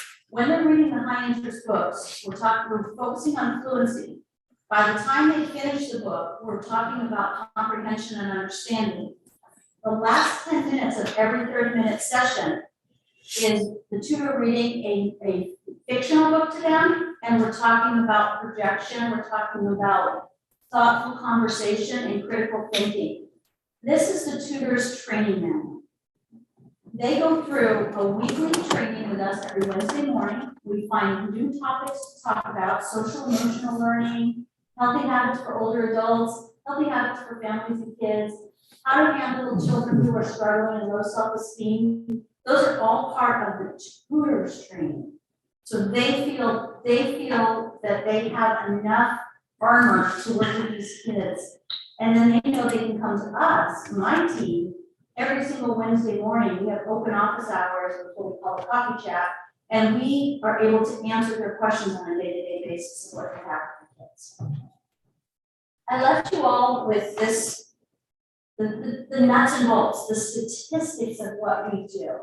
And it's not so much that it's a feel-good program, but it has to be an impactful, measurable program as well.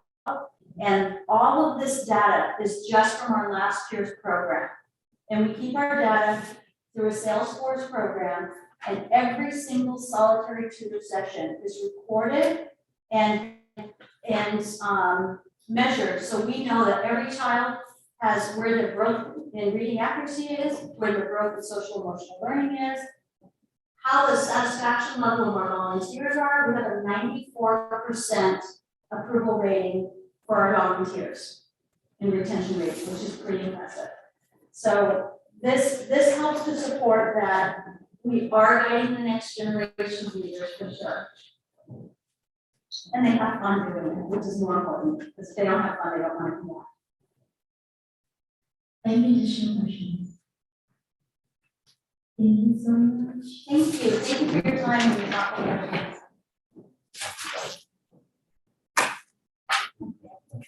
Oh, validate. Yes, thank you.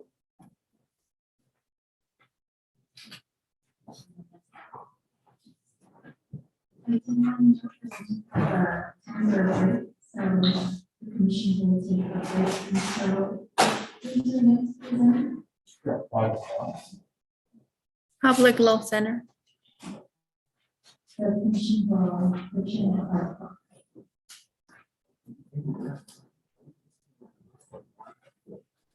5 o'clock. No, that's it. Thank you. Have a nice night. The Illumination Foundation.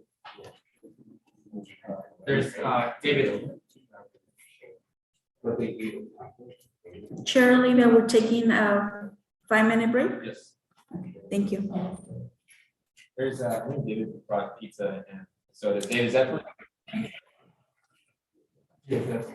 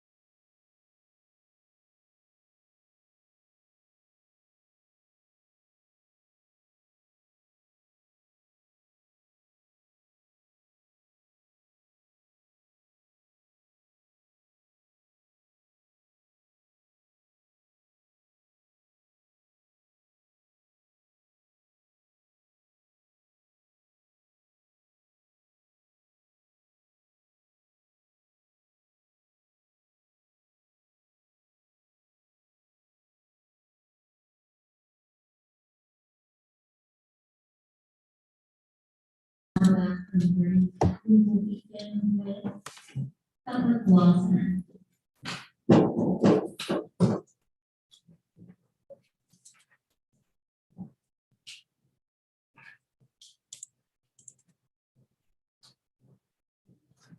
That's not it. Screen sharing. Okay. Give me 1 second.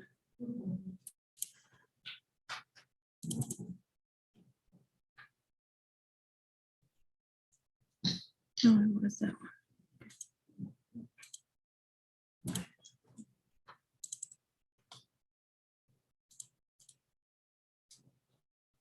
Good evening. My name is Yoshi Andrew Nicholson, pronoun she, her. I'm the director of the Housing and Homeless Information Unit at Public Law Center. Next slide, please. The Public Law Center has been providing access to legal services for low income individuals who live in our county for 4 years. We provide civil legal aid services in a wide variety of areas. I will not go through every area that we provide, but specifically housing, family, health, elder, and consumer, in addition to other areas of law.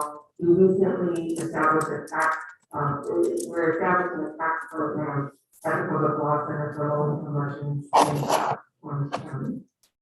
Next slide, please. So as we sit here today, our tenants are under assault.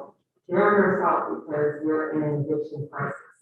Longstanding housing affordability has reached a new state of emergency since COVID-19. It's estimated that at least $50 billion in rent is owed and in utilities as well, and that there are at least 9 million renter households that are at risk of losing their homes due to eviction. In 2021, there were at least 130 new laws or policies to protect tenants from eviction and to keep them stably housed. For instance, in the city of Santa Ana, there were 2 ordinances to protect renters and businesses from eviction that were enacted in 2020. Those sunsetted on September 1st of 2021. And from September 1st of 2021 until at least November 18th of 2021, residents of the city of Santa Ana were protected through the state's emergency protections.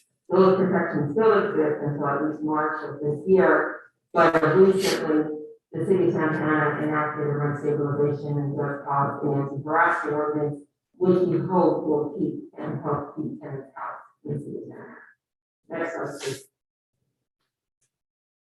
So the Public Law Center has been responding to housing needs of low-income residents in Santa Ana for 40-year plus history in Orange County.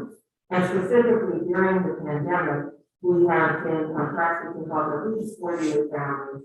Over this 2-year grant period, we have met that obligation. We have been impacted due to COVID.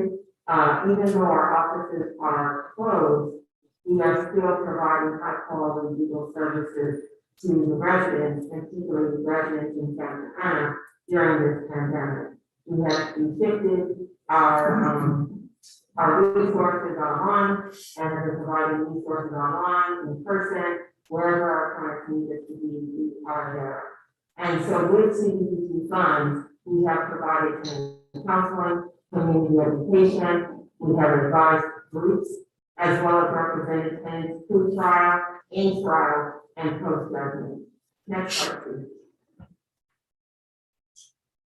Accordingly, why continue funding the Public Law Center?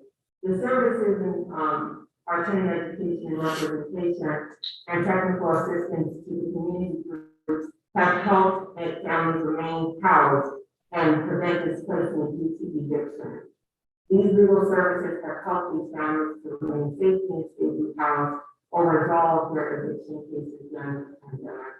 Additionally, the Public Law Center is one of the few agencies that can provide assistance without restrictions to individuals who are foreign nationals.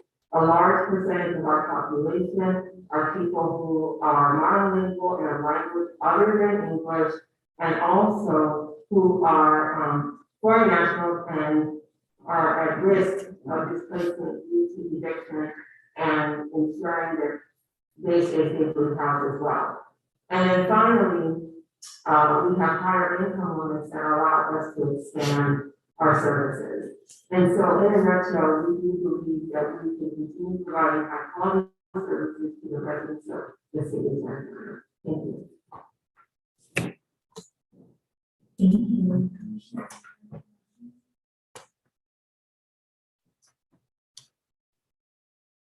I have a question for me. So I do like the work, it seems like you're focusing more on advocating for residents, is that what you're saying? Our housing units provide services to renters, we do not assist landlords. Okay, that's fine, but, because I think for this, this is 400 will be impacted. Sorry, It would be 60 people that would be impacted, right? And do they report with the tenants that they have to report with someone from your house and go with whatever they're doing? yes, we have some attorneys, we do go to court on behalf of individuals who are at risk of eviction. And so that was the part of the presentation that dealt with, the representation of tenants in court. That's part of the work that we've done. In addition to tenant education and counseling, we also provide legal assistance, and legal assistance can also include attending court and being represented on behalf of the tenant. Because I also see that you're focusing on mobile homes. Yes. Can you tell us a little more about that? So in our mobile home practice, we provide education, representation, and assistance to individuals who want to understand what their rights are as mobile home owners, and also representing them in the event that there is an issue involving the mobile home. Mobile home could be at risk of eviction, it could be at risk of another issue because it's a piece of personal property. So it just depends on what the situation is, and also informing residents and community groups about what their rights are under the mobile home residency law. Under California law, mobile home residency is a separate part of California law, so it's treated differently because of the type of housing that it is. And how do you quantify or how do you calculate $1,000 per person? Right. It is based upon the amount of time and resources for attorney time, staff time. It might also include other resources built in to help provide defense to the tenant or community groups who are at risk of losing their housing or being displaced as a result of housing. So this is for council and they reduce your maximum, probably, would you lower your percentage or would you still, reach out to the, I believe it's 60 participants?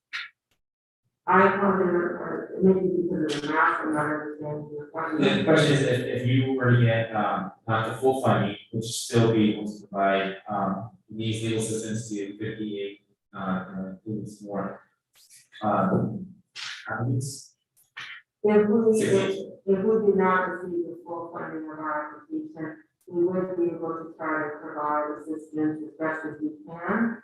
The maximum amount would be most helpful because that would help us to be able to impact the most amount. And last question is, when you do like the community, like, see the mobile park or needed that community center, does that count for your participants or is that something different? Does that outreach itself, how would someone, would you count an applicant? It's possible that we would count an applicant towards that service, but it would be in the aggregate. So if we had 20 people attend, there wouldn't be 20 cases, but it would be a number of 20.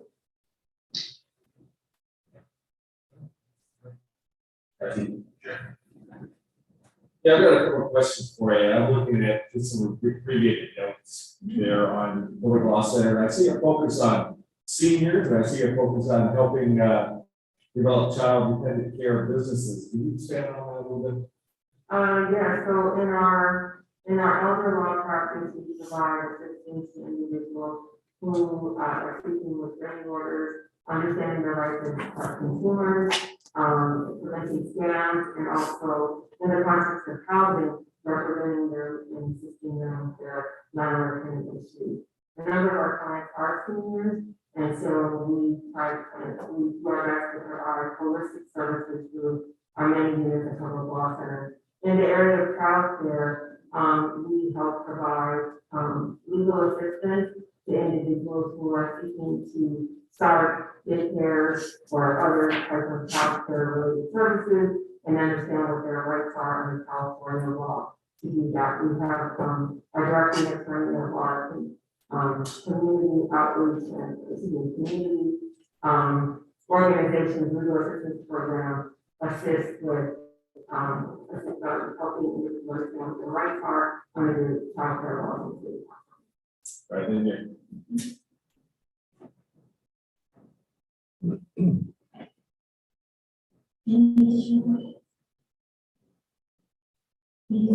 Thank you for your time.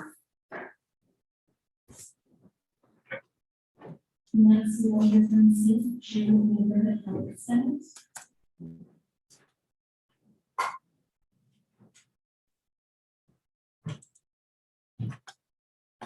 Which one is it? Say 2022 CDBG on that.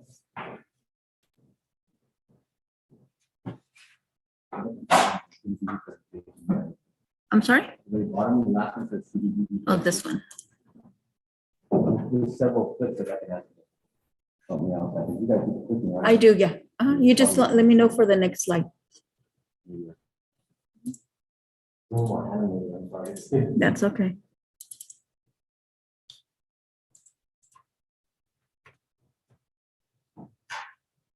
Good evening. St. Jude Neighborhood Health Centers are making Santa Ana healthy. During the pandemic, we're making Santa Ana healthy. There's a lot of shutdowns in a lot of different systems, from supply and demand to school closures. But all these closures, they actually create a gap in service. And some of these closures actually create cascade effects.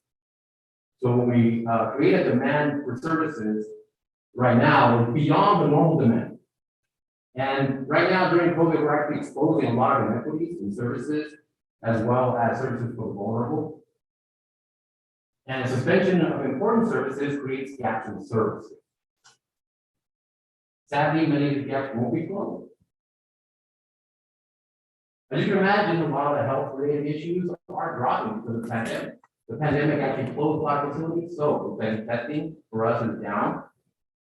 Diabetes testing is alarmingly down.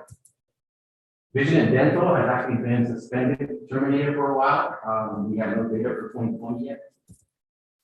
Behavioral health is dramatically down, appointments and interaction.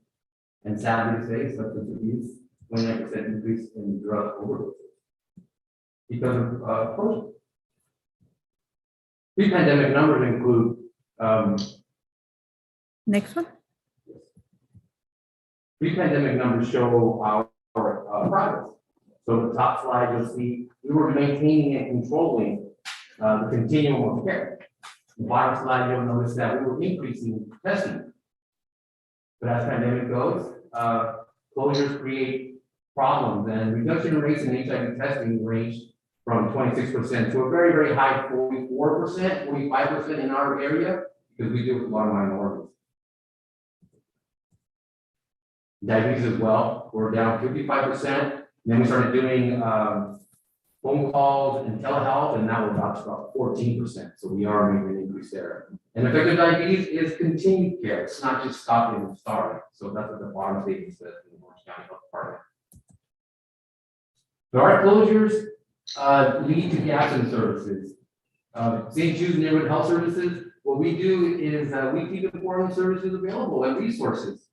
A lot of times these gaps in services create a cascade of demands.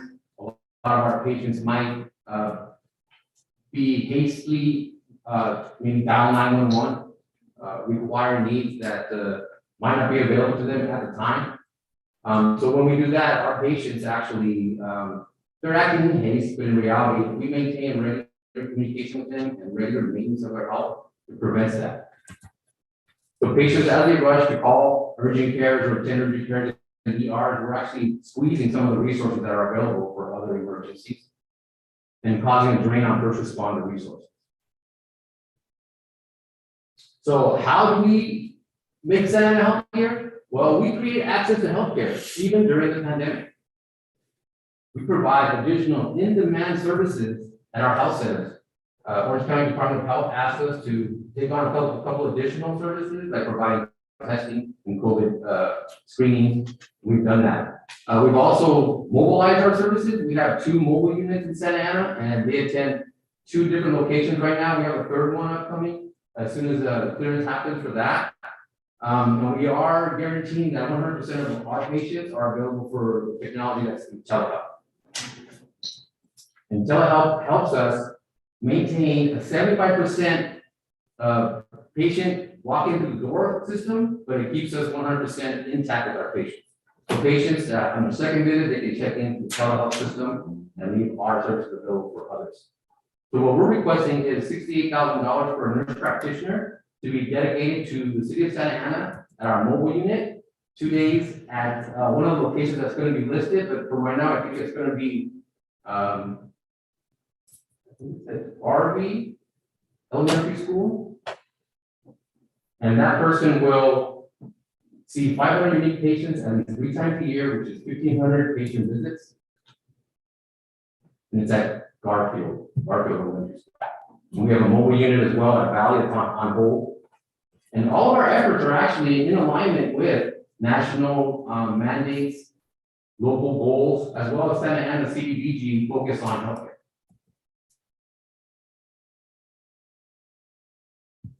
Thank you for your time.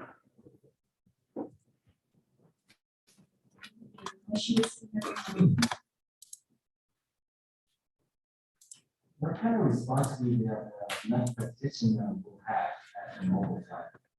She will be dedicated to see 500 patients at least 3 times a year for 2 years. In detail, as they walk in, all of our patients that attend St. Jude's neighborhood health centers actually have access to a lot of other resources. So once they become part of our network, if they need to see a dermatologist, which a lot of our patients don't have access to, we can refer them to a dermatologist. If they just need pediatric treatment, if they need diabetes screening, we can do that there when we see them. But the nurse practitioner gives us that variability. We can do so many things with that person instead of requesting a medical assistant.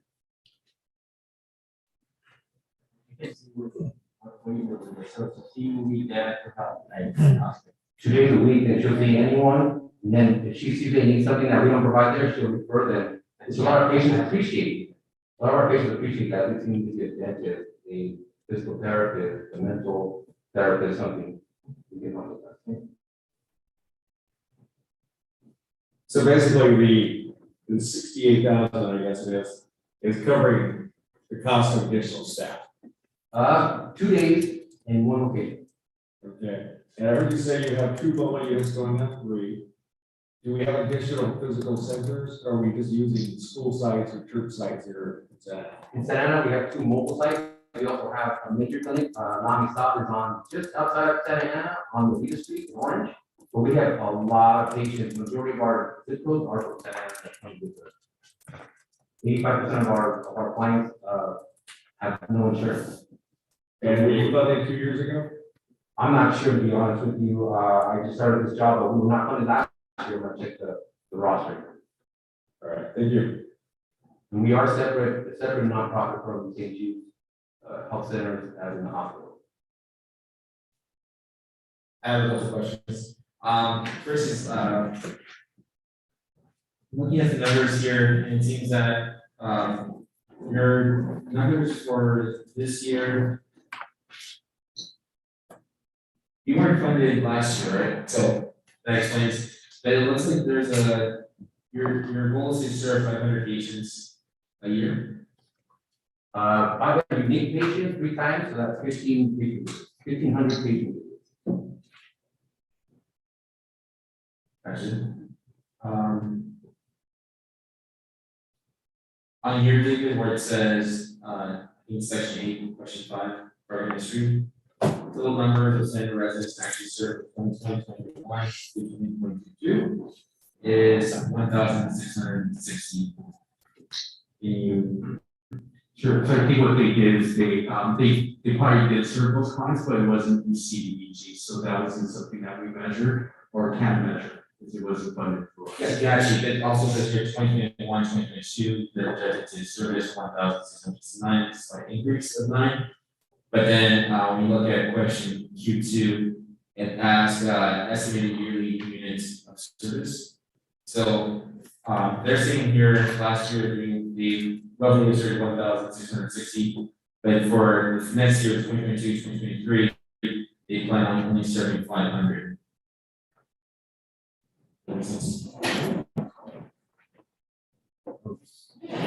I need one information. It's page 2. That is that those numbers are CDBG numbers, right? They're not. Yeah, correct, they are not, since they were not funded with CDBG for previous years.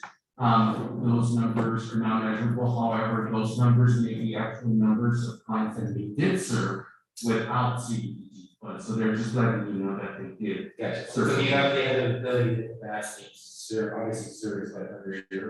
But have you ever done work at this school site?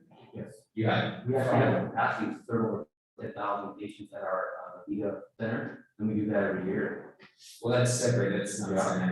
I mean, have you been to the school site? Yes.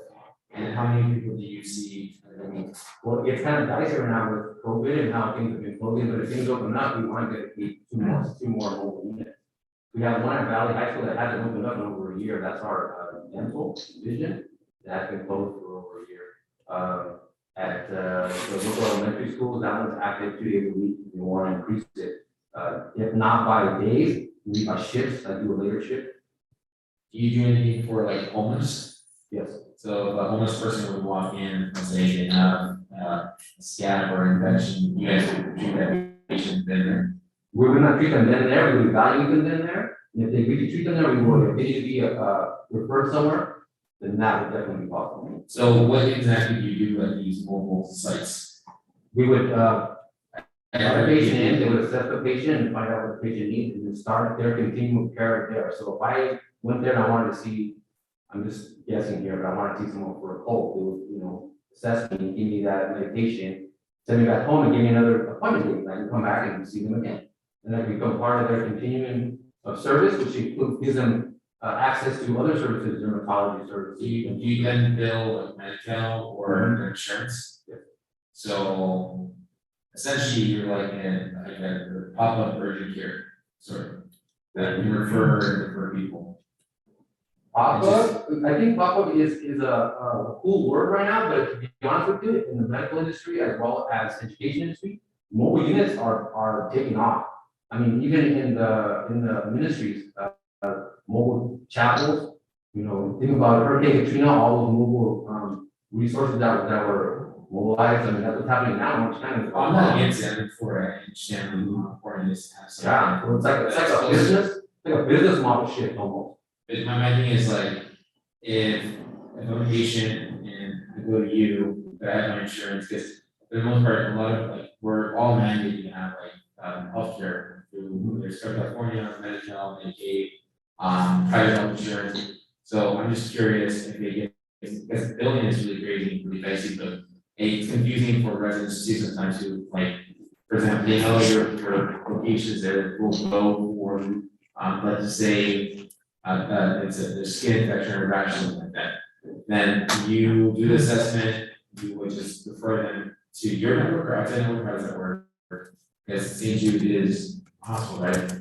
St. Jude's a hospital, they created the St. Jude neighborhood health centers like ours to be the initial contact. So we're trying to prevent people from going to the ER and urgent care. We want to make sure we contact people where they are in their location and make immediate contact and assessment. So if your appointment is today, Tuesday, and your appointment with us again, I'll see you, the same doctor, same patient on next Tuesday. So we're not like a pop-up, in the sense that we're gonna leave, we're gonna come back and we're gonna be there. At Valley, we're actually stationed there. We have a park site there.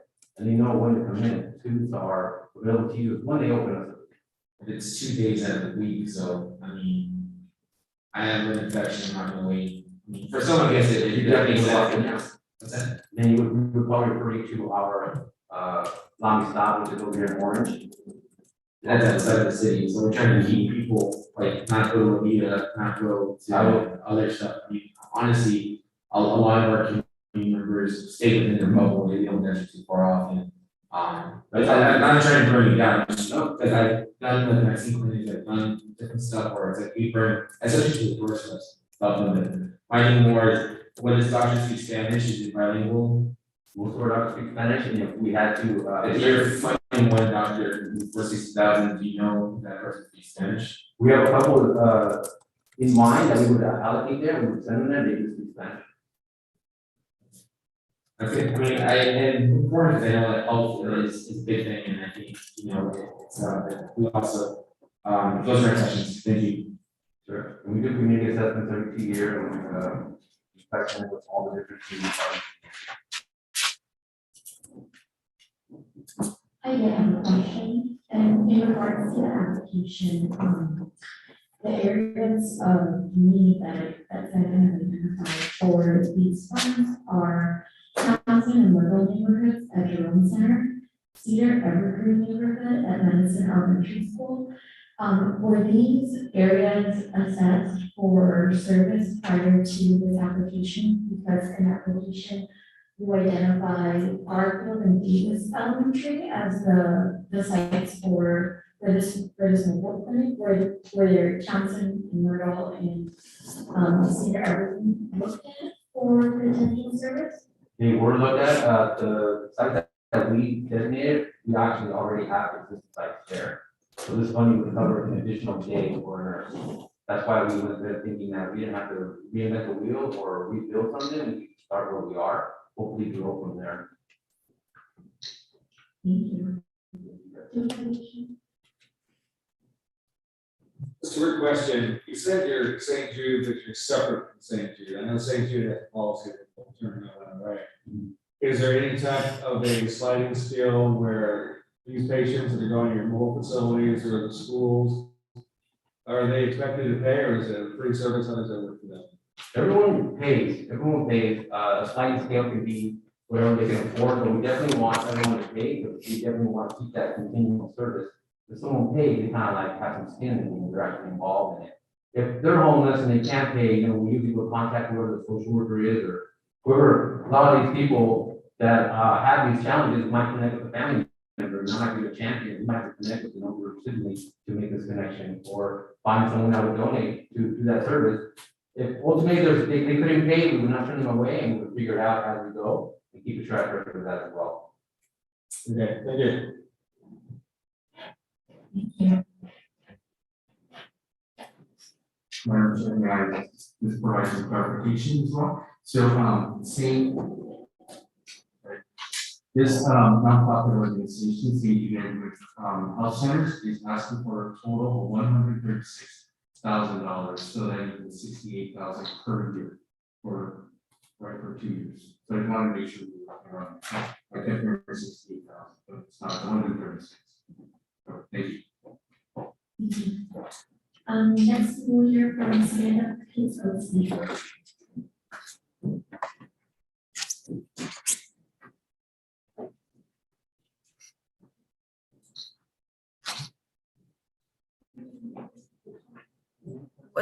Do you have one?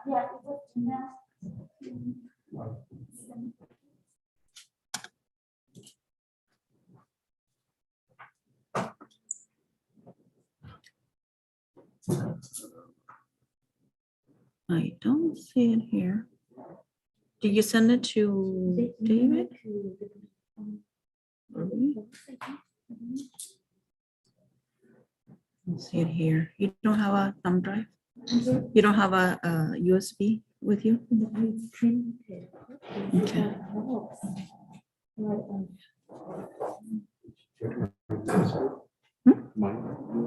I'm looking and I don't see it.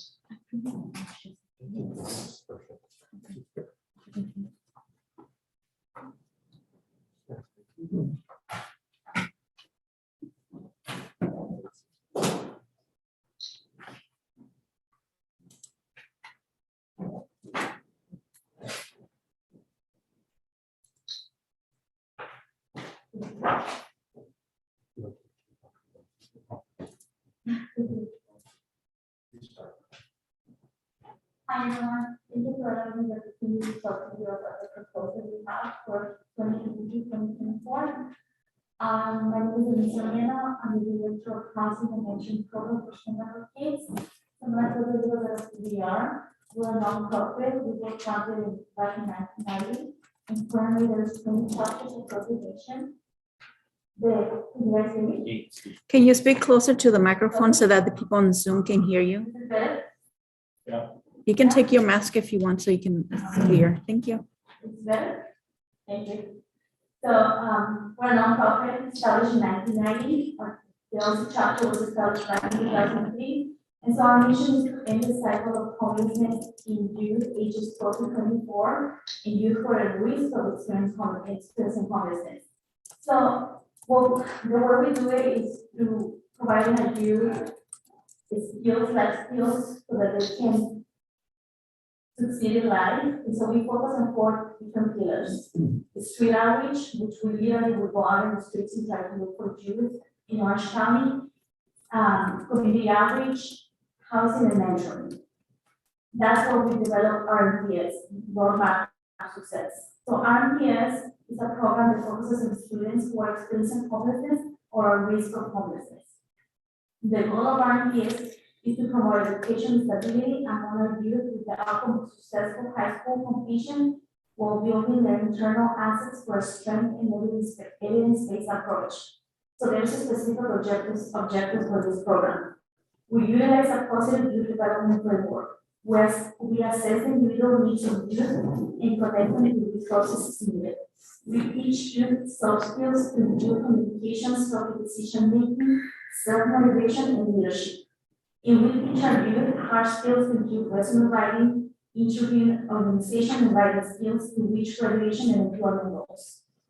So here a snapshot of the program is RMPS, how RMPS can be in one of our Sonata schools.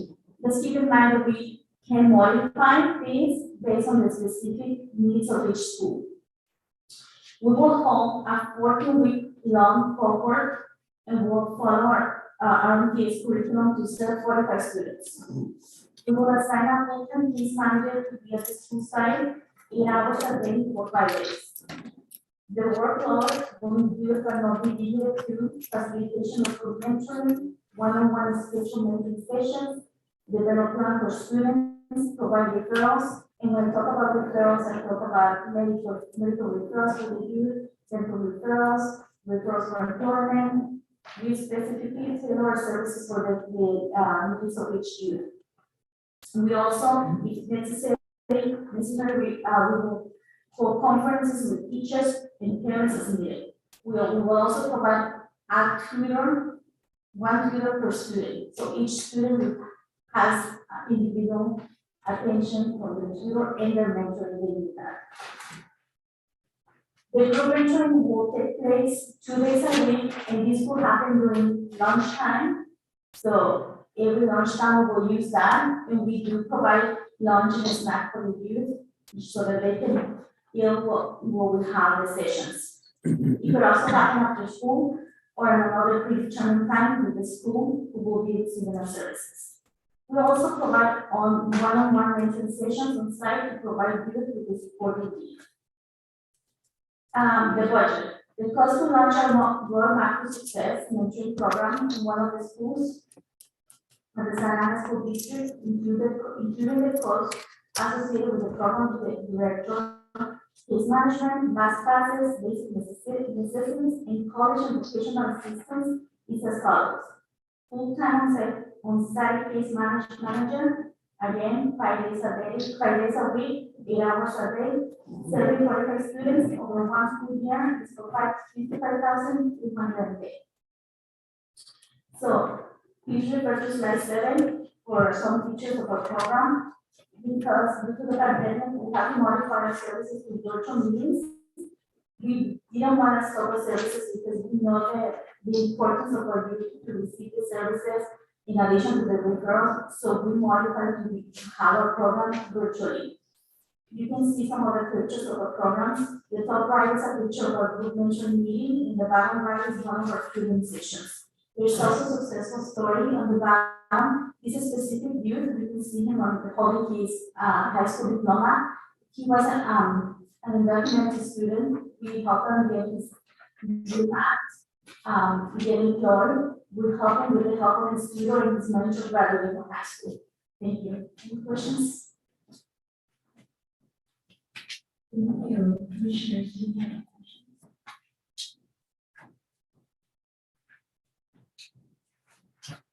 How do you determine if the children is at risk for homelessness? Can you repeat that? I'm sorry. How do you determine if the children is at risk for homelessness?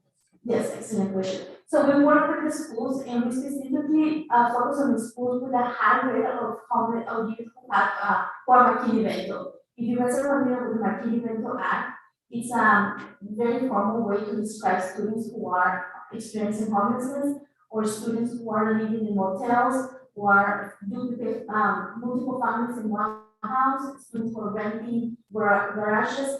So we work with the school liaisons to identify these students so that we can provide the services they need. I just have a couple questions.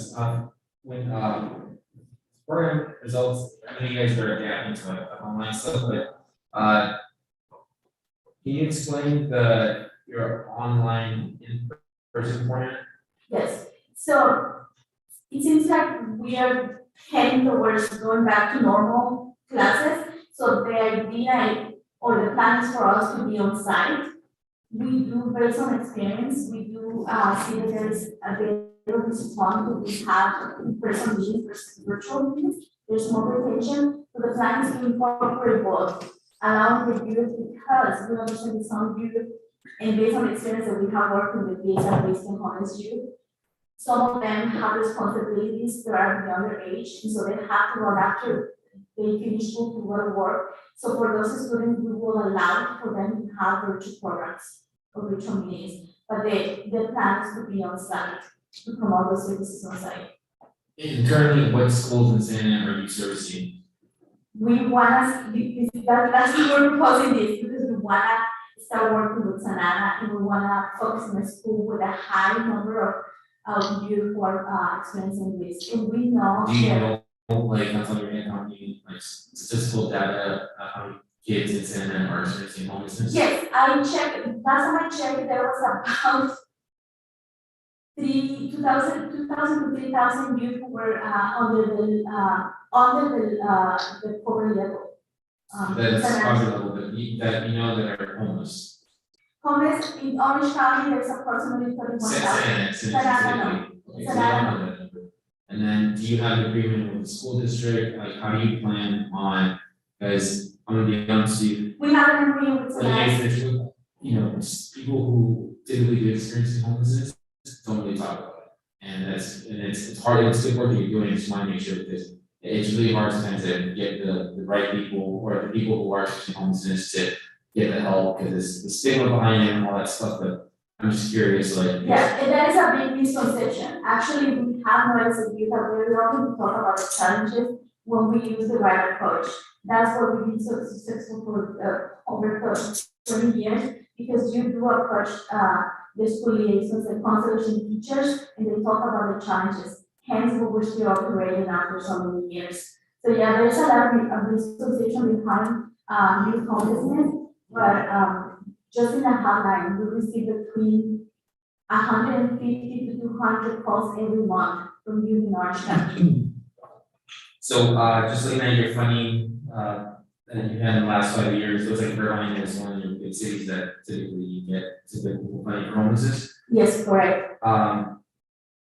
Each city is very different compared to Santa, but like, how do you plan on, besides maybe the schools to like help? Like, so, because To create a bigger impact in the community. Sorry, because I feel like you're dealing with, they also deal with education, so what's your, is it connecting? So, of course, Services or? when we provide our youth with education and the support that they lack, that promotes a great chance for them to succeed in life, to have employment, and not to repeat the cycle of homelessness. And so for us, our mission is not to put a band-aid and forget about it, and hoping that the problem will be fixed. For us, is to literally hold these kids' hands and make sure that they succeed in life. So we start by making sure they graduate from high school, And then making sure that they have a plan after high school, either vocational school, training school, internship, community college, or university. So it's more or less your support, like your counselor walking through or checking in? No, our counselor is very limited. We are one-to-one. We provide, we tailor our services to their specific needs. So what we do is if the youth needs housing support, we look at what services they need or what we You need. yourself won't be on housing vouchers. I'm sorry? Your organization itself, you won't be giving out housing vouchers. We provide housing support. We provide housing support for youth. Can you explain what's housing support? Yes, housing support. So if the youth is living in the streets, we look at their specific needs and our goal is to get the youth out of the streets within 24 hours. Meaning if we have to do emergency housing, we put them in motels, not only the youth and the family, because a lot of the youth that we work with are minors. With adult youth, it's a little bit easier, but with minors, once we help the youth, we also help the entire family. And what's the age? Is it 18 and under, or is there, what's the? Our organization, we help 12 to 24, but for the school, it will be 16 to 18, or depending on the age. There's students who are in continuation schools that are 19 or 20. And of all the kids that you've served in the past, what's your success rate of like So, graduation, yes. GED, and so on? So the last number that we got was 100% of our youth in the third class cohort completed high school. And those who were juniors, we still working with them so they can complete their credits to graduate this year. Thank you. Thank you. Any more questions? I did have one question. Do we have any schools identified? Or are we still trying to see what schools would best fit this program? Honestly, I think we will locate and identify the school that has the greatest need. And so I don't understand, I'm a resident of Santa Ana. I went to school in Santa Ana, so I know that most of Santa Ana schools have a lot of challenges. So I think whichever school that we go, we're gonna create a great impact. Thank you. Of course. Thank you for your time. Thank you. Oh, I have one of the commissioners online that has a question. Go ahead, Commissioner Martinez. Thank you, Madam Secretary. So I see that this program is for like some students that are experiencing homelessness. And I just wanted to get a sense of like, are these unaccompanied minors, or are there usually parents that are experiencing homelessness with them? And is this a program that involves them and kind of provide resources to the parents as well? Excellent question. Yes, that's, I think we do serve youth who are in both situations, unaccompanied students and then students with families. So we work with students whose the entire family are experiencing different situations where we're supposed to be affected, be impacted by COVID. And so once we start, our focus is the student to make sure they graduate from high school, but we don't limit our services just for the student. We connect the families to other resources, we help them with groceries, with housing, if what they need is to pay for the rent so they don't get evicted next month. We try to look if we can help them with that. So yes, the answer is we help both youth in different situations. So we don't limit who we help just because they're not unaccompanied. So thank you so much.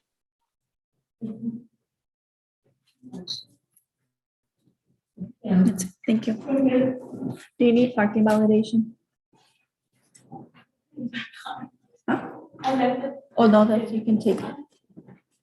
Next, we'll hear from Taller and San Jose Builders.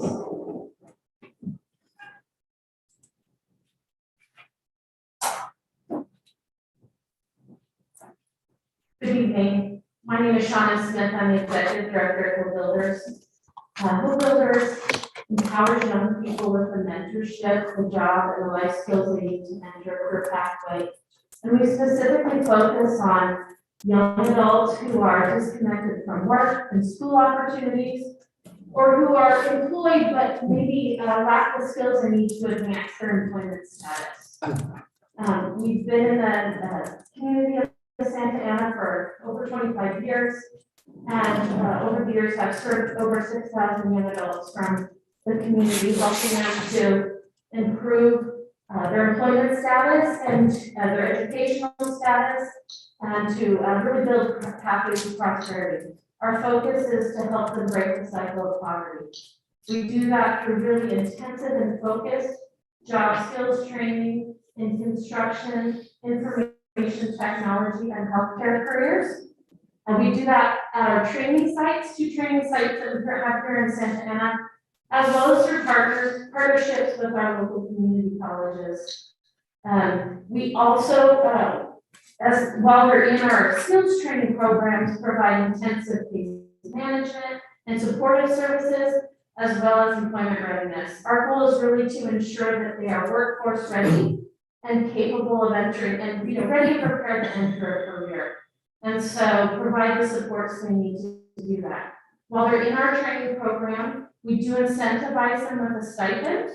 And if close to 40% of our students are already parents, and so also can assist with financial support for childcare and transportation, if those are barriers they face to being able to advance their skills in education. And so why do young people come to Hope Builders? Because we add to their skills, but also because of the relationships we build with local employers in the community. We really see our service, who we serve as both young adults and employers. And we all know the challenges employers are facing currently with the labor shortages. This is a tremendous opportunity for young people in our community who are currently disconnected from work to secure those jobs and really propel themselves forward and be able to provide for themselves and their young families into the future. So we work with employers to make sure that we match a young person with the right job. And once we do that, we continue to provide at least 6 months of support to that young person to ensure that they keep the job. Because for success at Hope Builders, we want to know they have the skills to get the job and to keep it. And we know through our experience that if they can hit that 6-month mark, the likelihood that they'll continue to stay employed is very high.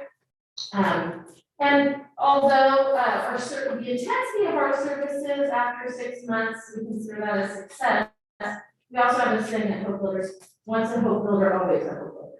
So we really facilitate an ongoing community of alumni because we know that peer mentorship is a really important tool. We can help new young people who are coming into Hope Builders to know that I can be successful. I can see people who started where I started and have had success, and they can share kind of the tools and tricks that they've used to be able to advance themselves in their careers and their lives. It's really, we've appreciated the support from the city over the year, and it's really my pleasure to be here today and to answer any of your questions. Thank you, Commissioner Stephen.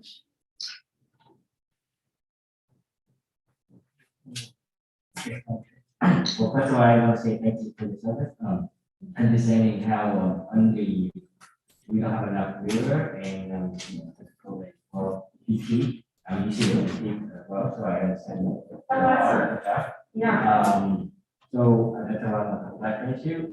Can you tell me more about your construction program? Yeah. Are they coming out with a license or training or what's Yeah, sure. So we do that program in collaboration with Santa Ana College and their career technical program. It is the equivalent of a first period apprenticeship. So they're not going to be licensed general contractor. That takes many years of experience, but they will achieve that first level of certification, and that articulates to the construction pathway that Rancho Santiago Community College District offers at Santiago Canyon College. And so they can continue to advance their education. Oftentimes, a young person will leave us and go right onto a job site, go work with an employer, and that employer might be a union and a union employer, and so they would be in a formal apprenticeship there. or have access to some other employer-sponsored ongoing training. So it sounds like you guys have like all the partnership, internship for the young adult coming out, with the program, and they were like able to find job right away, or they were able to continue their education route, maybe it's in that. That's right. We want our young people to understand that Hope Builders is your first step. And so we spend part of our employment readiness in career and education planning. So they know, okay, well, if this is step one, what certificate or how much work experience do I need to have to get to the next level? And we want them to understand, well, when I get to that next level, I can increase my wage by this much. And then they understand what 2 or 3 or 4 steps down the line look like. I guess this will be the same with Yes, it's the same for all of our programs. That is really just the industry we're focused on that's different, but the model is the same. And we do that in collaboration with Santiago Canyon College, so they offer the certificate. They sit for the ABA certification, and then we work with employers to really assist them to get that RBT certification. What would be your outreach and impact cost position look like? I'm sorry? What would be your outreach? Yeah, how to do it? And how what would be the impact, how people join you? Yeah, great, okay. So, we do extensive outreach in the community. Obviously, how we do that's changed a lot over the last couple of years, but historically, the number one source for people in our program are previous students and their family members. That accounts for about 60% of the applicants that come into our program, but we also work with other partner organizations. We work with Probation Parole, we work with Goodwill, Big Brothers Big Sisters, YMCA. We work with the Access Schools. Anybody who's working with our young people, we outreach to, and when we can, we'll be out at community fairs or canvassing neighborhoods to connect people. Currently, we are able to enroll about 25% of the applicants that we have.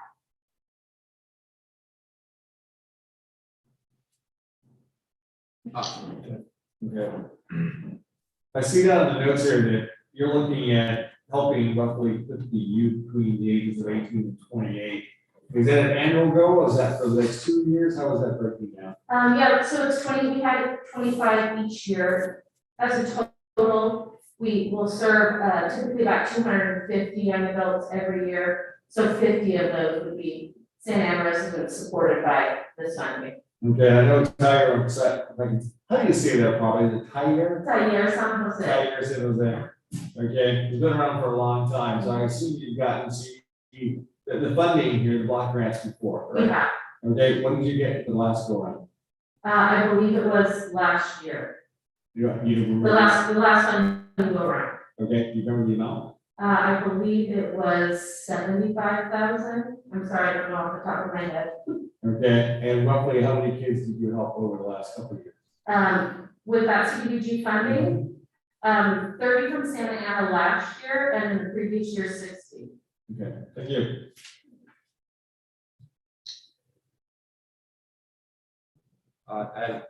Just to add on to Kevin, it looks like you had that flipped. So on 2020, 2021, you did 65, and then 2021, 2022, you did 30. So Okay. yeah, not big deal. My question is to that is, it looks like you're serving less.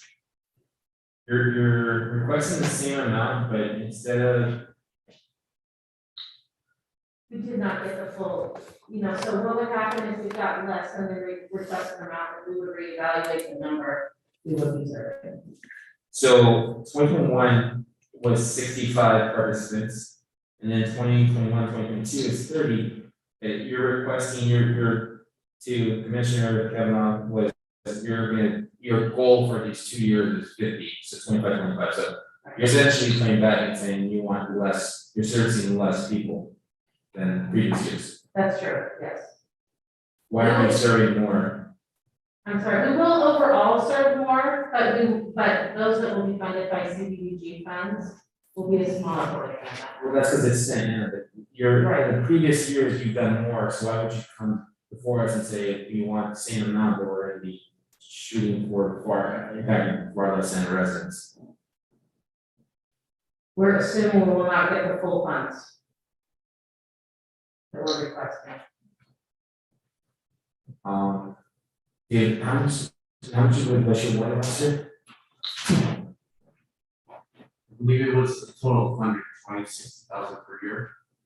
Correct, Sean? I'm sorry? for the 60,000 per year, so a total of 120. Okay, yeah, I thought it was 75, but it's. And so you're now requesting, which is gonna be 75,000 for total 100,000.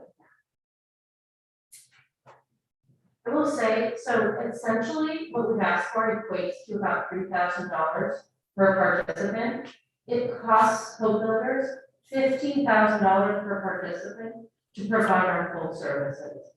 So even if we're requesting less, we're still covering 2/3 of the cost with other funding sources to serve those Santa Ana residents. Okay, and then, second question was, can you just talk to us more about the youth? There's a portion of you who want to, over the seats to the 25 and youth was 1319. Essentially, I'm sorry, I don't understand the question. can you tell us more about, how Hope Builders plans on recruiting 25 youth, and what that youth program entails? We will recruit them? I'm sorry, Do you have a youth program? no, we only serve 18 to 28-year-olds. We don't serve anyone under the age of 18. This program says Hope Builders seeks to recruit 25 Santa Ana youth ages 13 to 19 who are unemployed, unskilled, with barriers to entering the workforce, including early unplanned pregnancies, gang, parental involvement, and basic skills deficiencies. Youth who wish to enroll must demonstrate they are ready for change by submitting an application. Can you tell us more about that program you're offering? Okay, so I can tell you about the programs we offer, I'm not sure about the age. So, as I mentioned before. It says youth, so. Yes, youth, young adults. So we work with any youth or young adult between the ages of 18 and 28. And so, again, I'm not certain if youth defined in this was up to 9 or 21, 19, whatever that was.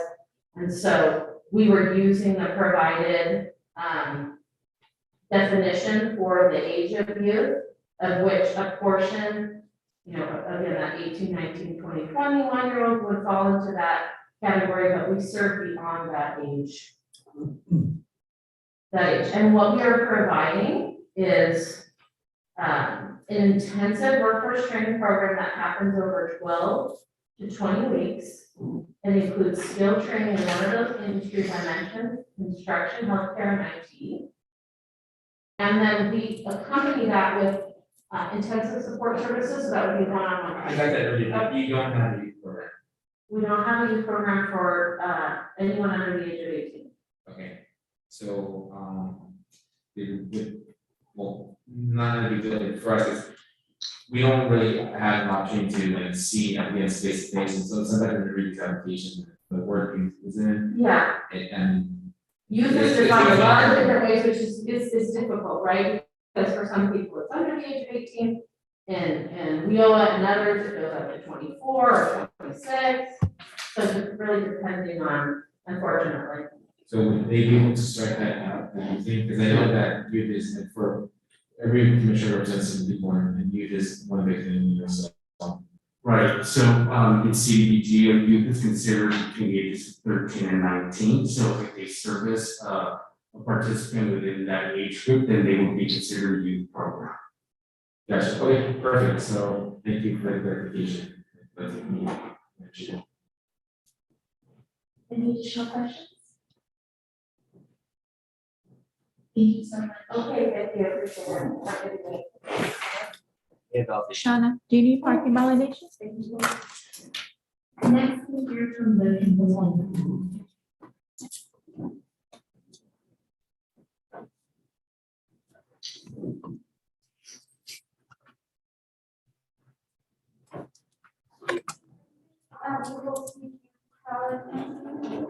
Yeah, bring it up.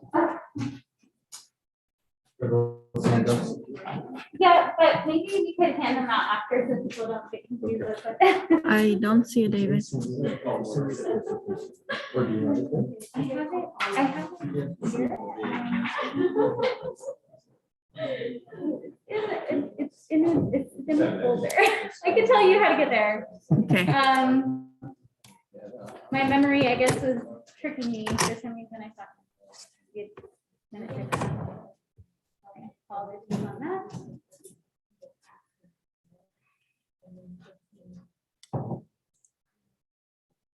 All right. So if you go, it says CAN secure doc over there on the folder there on the right. Yes, open that, and it should be the very. If you go by date modified, it should be the most recent. Kaya, the Cambodian family. Thank you so much. Sure, no problem. Very much appreciate that.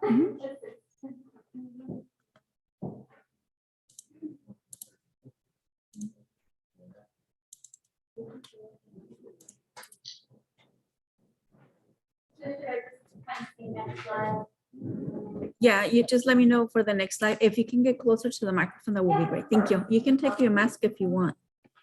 All right, good evening. My name is Olivia Silva. I'm the program coordinator for the program of the Cambodian family. Next slide.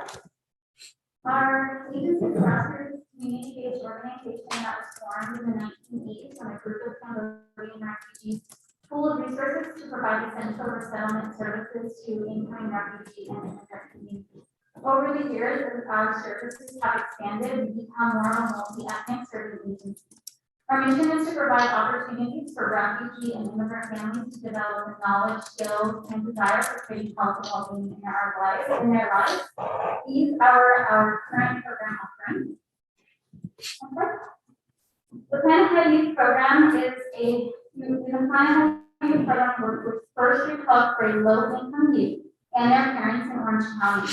We've actually been working with youth since the late 80s and over the years developing our expertise in trauma-informed teaching, violence prevention, and truancy reduction to support youth as they develop protective factors. Next slide.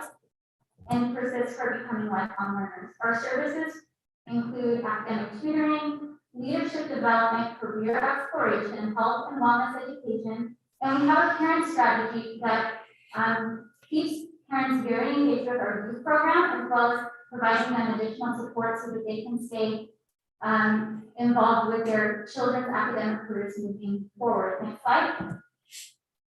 During the pandemic, we have had to pivot with no additional funding and very quickly to ensure that our youth and parents have access to the same level of engagement and support that they depend on. We are, despite the craziness of the last 2 years and how much our communities have been impacted, we have innovated some very exciting aspects to our program that we'd like to share with you, including our virtual classroom, our interactive bingo game, our program content standards guide, and our pandemic experience video project. Next slide. For tutoring in higher education, we provide families a digital interactive flyer comes equipped with hyperlinks where students can plan and access the various activities that they need support with for that week, whether it's digital tutoring through Zoom, health and wellness education, or self-guided academic reinforcement component. Next slide.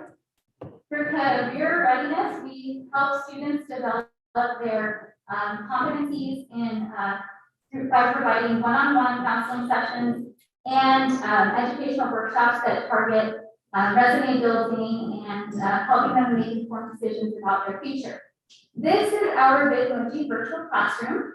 It provides a whole bunch of educational content and very many community resources to in a very visually engaging and interactive way for our families. And this has been great because they have access to this space 24/7. They're able to be engaged with our program beyond program hours. Next slide.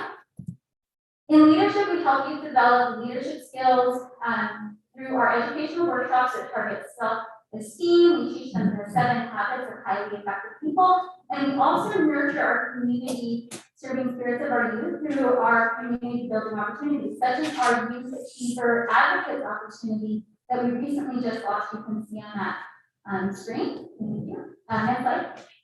And we have a monthly interactive bingo game that offers an additional level of engagement for our youth. Through this game, youth compete on a monthly basis in real time to get as many bingos as they can in a month. What's great about this is that it reinforces student accountability to own their, really be an architect of their own learning experience. As an example, we have Solange, who's been, she's a middle school student, been very engaged in our bingo game. She actually started really head on as soon as we launched it, and she's been a constant encouraging motivator for her peers to continue to be on the game with us. What's great is that throughout the past few years, when students can't come to our digital classes on Zoom, they have really leveraged this as a way to stay engaged. Next slide. And I'd like to tell you just a little bit about our content standards guide. It is a framework that we developed that helps our curriculum align to the emerging educational trends that we're seeing in Santa Ana today, as well as creating an engineering and sort of culture for deep learning, curiosity, and inquiry for our youth. And lastly, most excited, I'm proud to present our most recent innovation, which is our pandemic experiences video. In this video, we work with volunteers to provide, to explore how the pandemic has impacted educational and mental health experiences of our youth and parents. Thank you so much for your time. I'm so happy that we've been invited here to tell you a little bit about the amazing things the program has been up to recently. If you want a copy of this presentation or a link to see our pandemic experiences video, I would be more than happy to share that. And I did bring along our infographic. Should you like to view our infographic, this is of our agency's overall impact and services for the past fiscal year. Commissioners, do you have a question?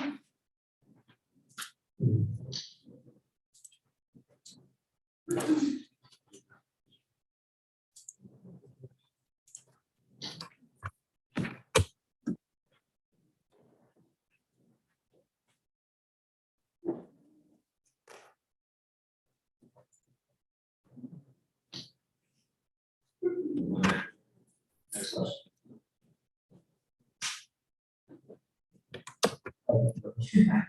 Thank you for your presentation. I love you. Can you tell us more about Ministry? Ministry? So our youth and parents, initially the families we were working with started in resettling ministries. At that time, there was, back in the 80s, there was a huge prevailing problem with youth dropping out of school.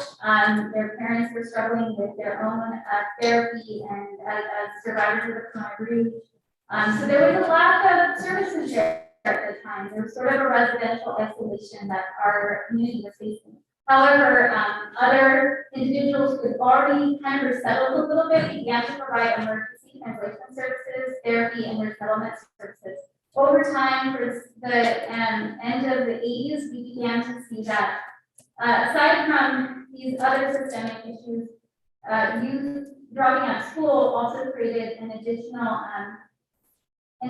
component of violence and gang involvement, because often at that time the gangs that were present within ministry sort of I guess had hurt in certain areas, and so youth would be coming home from school and they would find themselves in a precarious situation essentially. And so oftentimes if they didn't join, they essentially, something would happen to them, and then of course their families would be concerned. Moving into how we started working with youth, we essentially, since we're already working with their parents, we essentially provided a space where they could explore their cultural identity and sort of deal with some of the identity crisis they were experiencing through dance. And we at the time had a combined dance troupe. Over time, we started seeing that kids would come in and do their homework and we did the space for Homework. So as the needs progressed, we began to provide more academic related services. In the 90s is when we fully formed our Heads program. And since then, we began adding different aspects to our program. We really started honing in on leadership development because it was a natural component to what they were sort of exploring in dance. And it also gave them a sense of ownership and a way to give back to community in a constructive way, rather than just trying to defend their own family from the sense of threat that might have been looming over their individual households. So then after that, we started to add in more health-related programming services as well, so that we can help kids explore other options that would reduce risky behaviors and then, Great organizations, great vision. My thing is, I'm sorry, I didn't mean to cut you off, but do you have a center? Do you have, is it a mobile thing? And like, how do you manage it? How are you plugged in on it? plugged in currently. Yeah. My apologies if I'm asking about our history. So we still have a good majority of our families that live in Main Street because Is it a pop-up you do? Or do you, I know there's a lot of virtual stuff which you're working like, but do you have like an actual physical building in like it's Main Street, or how does that work? I know you have an office on Fourth, if you have a location on Main Street. we do through the Main Street Family. There's the Main Street Family Resource Center, which is pretty close. Do you share that space? Yes, we do actually. We have a partnership there where we use their classroom space. Okay. And also in the actual immediate vicinity of Main Street, there is a residential, it's like the apartment complex, where the leasing offices, and there's a little side office that we work out of to provide services for the community out there. So it was like tutoring, something like that, or? Yeah, we did. During the pandemic, we kind of had to, shift gears a little bit, and then obviously went digital, but we are still providing services there. Right now, what mostly we're doing in person at the moment is digital, or is outreach and education for our COVID vaccination clinics, and just general outreach to get them food and supplies, help them understand how to use things like that. And then looking at this infographic, it looks like you have there's more females who attend your program, and ages 41 to 64. That those two, that age group stands out way more. So it looks like it's not your target, but it looks like you're servicing more people who are not youth. These are more adults. Is that? Yeah, so our overall agency, because the need, especially with our health services, the need has been mental health and just general community health. The need has really still gravitated around the elderly community and their immediate family members. So a lot of the combined speaking, a lot of these community members are monolingual Cambodian speakers. There's some that can speak some English, but in general, they still rely on a lot of the case management support that we provide them, and essentially they're also huge promoters of our program. Because they're already getting services from like some of our case management and health, benefit enrollments, things like that. They're like constantly trying to tell us, my kid, my grandchild, my sister's child, they need a program. And so, that's how they essentially find their way into the youth program if they're not already part of it, which has been the case that over the years we do, because we are a unique program that works with students from first to 12th grade. They have the opportunity to build a relationship with us throughout their entire academic career. And that doesn't just go for the children, but also for their families. Yeah, and just lastly, just to confirm, so the program is from Tuesday to Friday from 3 to 6. And then 1 day a week at Main Street from 1 to 3. Wednesdays. Yeah. Okay, perfect. Great, thank you. Thank you so much again, and I don't know if there's any links and stuff. Oh, was there an additional question? I did have. I'm so sorry. My question is in regards to the numbers from 2021 through, 2020 to 2021 and 2021 to 2022. It's 65 the first year, 60 this last year, this last fiscal year. And now for the 2022-2023 year, it's 55, and then for the following year, it's 55 as well. Is there a reason for the drop in number? Yeah, so what we're seeing is coming out of the digital platform, a lot of students are just feeling very fatigued from that whole experience. And as we're working with them to overcome some of I don't like the word learning loss, because obviously students do have a natural tendency to continue learning. However, that structured element of being able to have the kind of support that they had in the classroom and then coming to our agency after the fact, that really changed. And so because of that, the needs have sort of shifted more to supporting youth and their mental health and really just kind of being there to continue that rapport building and that connection, because that's how they will come back to us to be part of our program. You know, they'll have that sense of invigorated energy again, like, oh my God, yeah, these programs are here, no, they're here. I feel that value. So it has dipped a little bit because we have seen that while students do rely on us, they're sort of because they're coming off that back end of like the pandemic, there are still attending other youth programs at school. Usually they're kind of required by your teachers. And so it's just sort of like a issue that we're seeing in terms of like scheduling. So we are trying to kind of work around that for the upcoming, for the upcoming fiscal year. Obviously, we just want to be, the most important is to be responsive to our families' needs. So there is a little bit of a dip because we are seeing that children are just kind of like fatigued from the technological impact. And we are also considering to be able to provide more in-person services, especially as we start bringing past, the holiday season, all of that craziness, so. And hopefully, what I kind of just to add to that, while we have a smaller dip, I'm fully confident that we will be probably surpassing that as we usually do.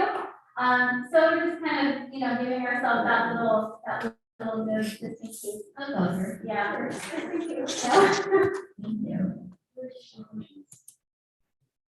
Thank you. Thank you so much. And I guess I'll go ahead and send you the link to the video and the presentation should any of you guys like to see that. Next, we will hear from the Yellow Center.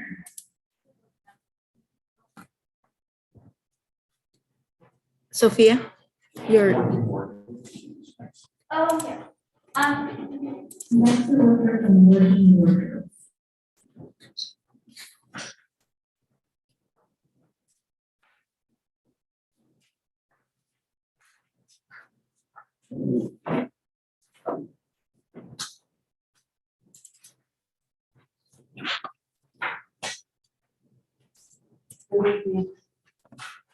Again.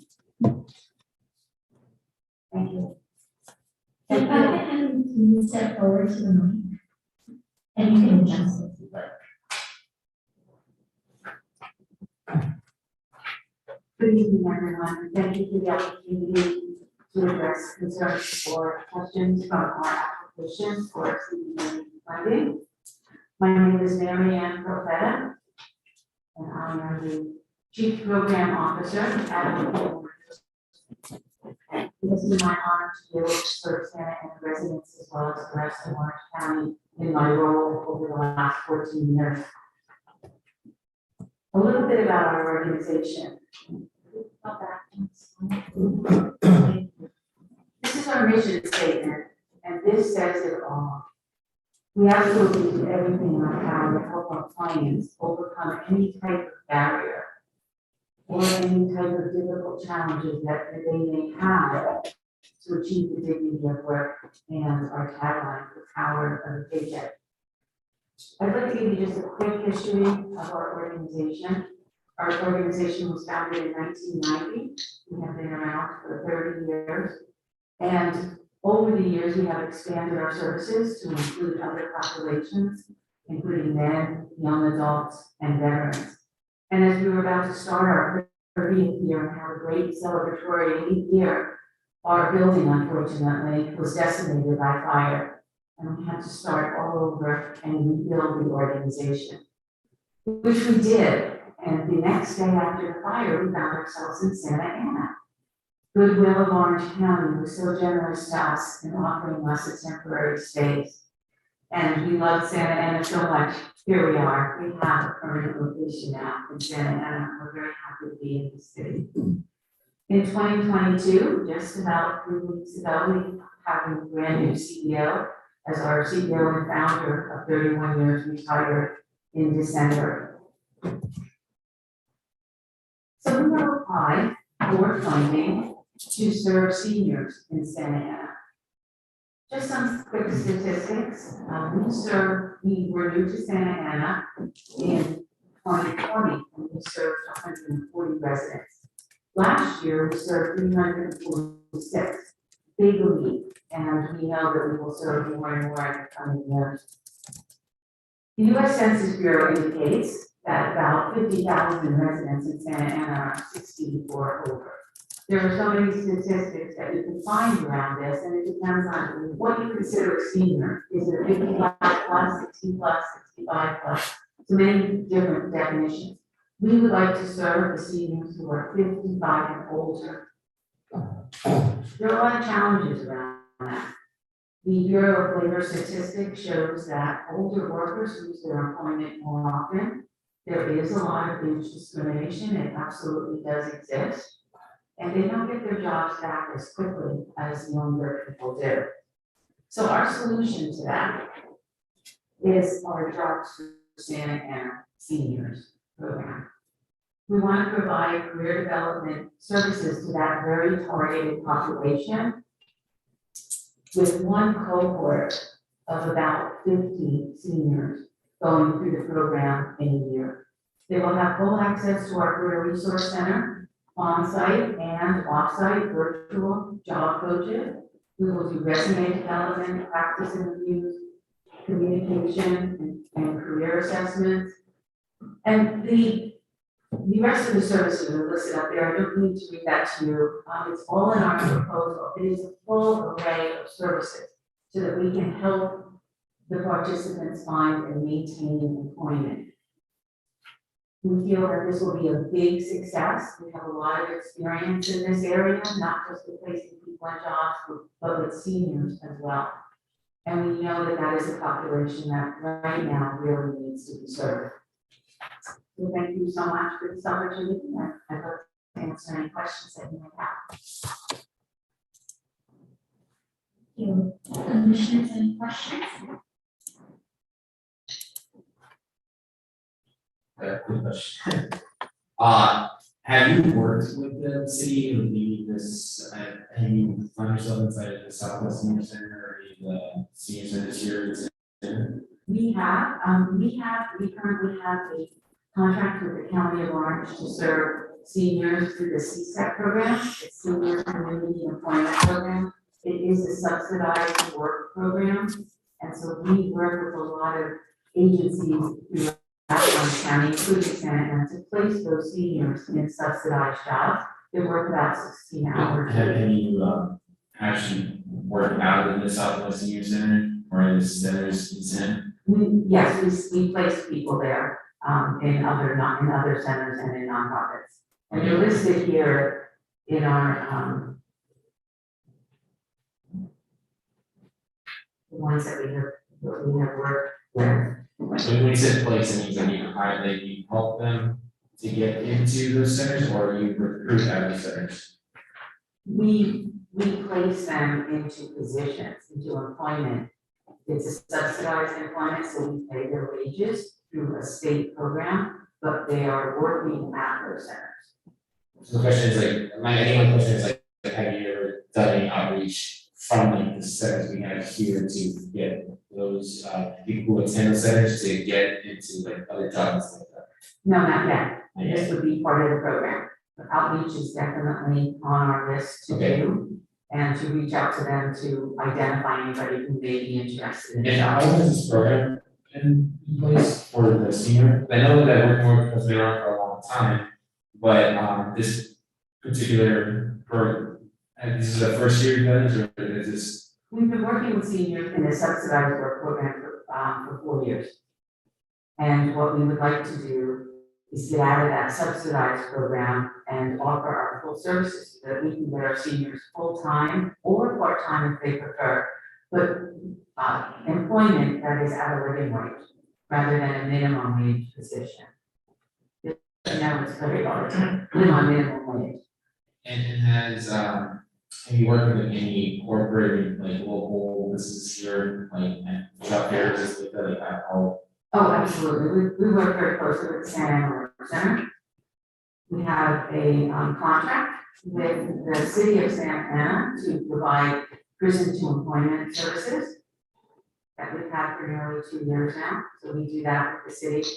I am on the, I've just been appointed to the GROW Conference Committee that's coming up in March. We're very active too with the Santa Ana Chamber. Perfect. And I know like there's been a lot of jobs that change and it's been incredible. Thank you for the work you do. Not only with this program, but just in general, and follow your work. And it's really cool. That was my question, so I'll refer back to the chair. Thank you. I've actually through the years donated stuff to your group. My mom, when she passed away, I think one of your vans had to come out. She had so much stuff that went to her. So we know it went to a good cause. What I learned today, though, by looking at your slides, is that you help veterans, which is news to me. And Dave, can you expand upon that a little bit? There's 2 veterans on this commission. Oh, absolutely, and thank you for your service. Thank you. We have been serving veterans throughout our history. However, we never had a very focused program until 2012. In 2012, we had a volunteer with us who was a former Navy SEAL before the Vietnam era, and he said, "How can I help you get a veteran program off the ground?" So we did just that.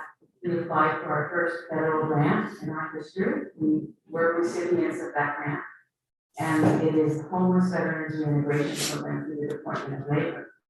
And we have had that grant for 10 years now. That's a small part of the veterans that we serve because they have to be truly homeless to be eligible for that program. Last year, we served 509 veterans and spouses and tried to get them back into the workforce. We've been very successful with that in funding as well as working with employers throughout Orange County and beyond. We do events down on Camp Hamilton for transitioning Marines and sailors. We have a very active veterans program, and any seniors that we would help through either program, we could co-enroll. So if we had, for example, a veteran who's a senior who's looking for a job and doesn't really think of himself as a veteran because it's been a while, he doesn't see himself as in need in that way, what we would do is co-enroll him in our MedNet program, and he would be eligible, he or she would be eligible for a lot more services. As a veteran, thank you. Okay. You can fund what is required from the work center? What, from the work center, we already have one contract through the work center. It's called P2E is the name of the contract. It stands for Prison to Employment.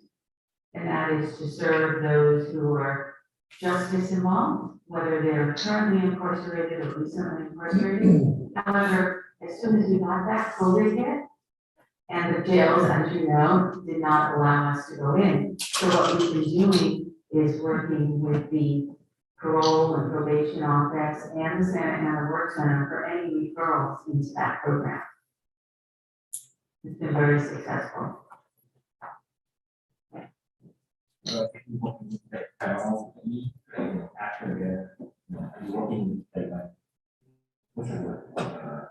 Like when you're looking through the society and come out of the jail and then working with them to help them to find a job. You will get that kind of a sentence. Yes. And you're helping them with the workforce. Oh, absolutely. before COVID, we were able to go inside the jail. We worked very closely with the sheriff's department, and we can actually provide our services pre-release. We have some experience with that with the women's program. That was a short-term grant that we provided. And then through those connections, we were able to continue with this P2E program. We provide all of our services as best we can in the jail with no real technology or, not our normal services, but we work one-on-one with them. And as soon as they're released, they know where they can go and connect with us so that we can get their jobs. Sometimes they have jobs waiting. And in this economy, they are getting great jobs. That would be great, and with the service that has, I think that would be great for everyone. Commissioner Martinez has a question. She's online. Thank you, Madam Secretary. So, the conversation about veterans came up, and I think that's a really important thing. And I think there's also this intersectionality with the issue of homelessness, especially when our veterans are experiencing homelessness. So I wanted to see if there are any ways in that your organization provides services specifically to our residents experiencing homelessness, especially our veterans. And if you have any numbers on like how many folks you've serviced through maybe like last year that are experiencing homelessness. Sure, absolutely. Certainly on the veteran side, as I said, we served 509 veterans last year. 107 of them were homeless, and we're put into a special homeless veterans reintegration program that was funded by the Department of Labor. And that requires a 70% placement rate. However, our placement rate was 80%. So 80% of the veterans that we served are now working. Thank you so much. Sure. We do facilitate the housing piece too. We do not do housing. We specialize in employment, and we have great partners. There is an SSVF grant, which is supportive services for families through the VA, that is also in Orange County. Then Office of America has that grant. We partner with them so that we do the employment piece, they do the housing piece. So anyone who comes to us, we can directly refer them for housing. And with Santa Ana Veterans Village, it has been a godsend to our veterans to have that type of employment. And what we do is we go over there and we provide services there. We give them a lot of clothing. We supplied them with masks last year. So we have a great relationship. As a follow-up to that, does your organization partner with any other organizations providing like homeless services? Because I think an important part of housing our residents experiencing homelessness is to help them, get employment. So I guess I'm just wondering if there are any partnerships that you have with any organization servicing the homeless community. Yes, having been in Orange County for so long, we have MOUs with between 30 and 40 organizations at any given time to provide the services that we don't. We want to put all our energy into finding people jobs and focusing on employment. So we work with Mercy House. We work with all the other, I can't even think right now of all the organizations, but between 30 and 40 MOUs to collaborate and serve those and get them into housing. I mean, between housing and employment, if you don't have one without the other, it's really difficult. So we know that that's very important, and we're going to focus on that to get people stable. Thank you very much. Thank you. Thank you. Thank you. I do have brochures. Can I use them? This is our Shops for Seniors program. Thank you. Thank you very much. Thank you. Next, we'll have Wise Place. Chair, will I have a Wise Place online for presentation?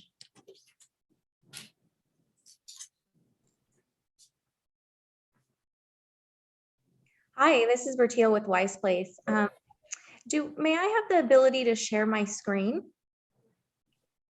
Yes, just give me 1 second, please. Thank you so much.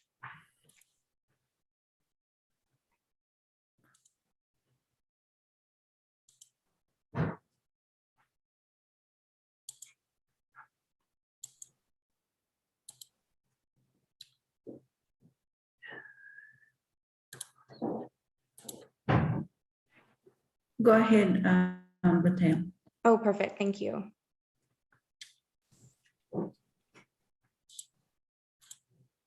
While I pull up the presentation, I just want to thank you all for the ability to join via Zoom. We are, stretched really thin staff-wise, so it just gave me the ability to stay at the shelter. So I thank you so much. Okay. Did my screen change? Can you see it? Yes. Okay, wonderful. And can you hear me? Yes. Okay, thank you so much. Hi, everybody.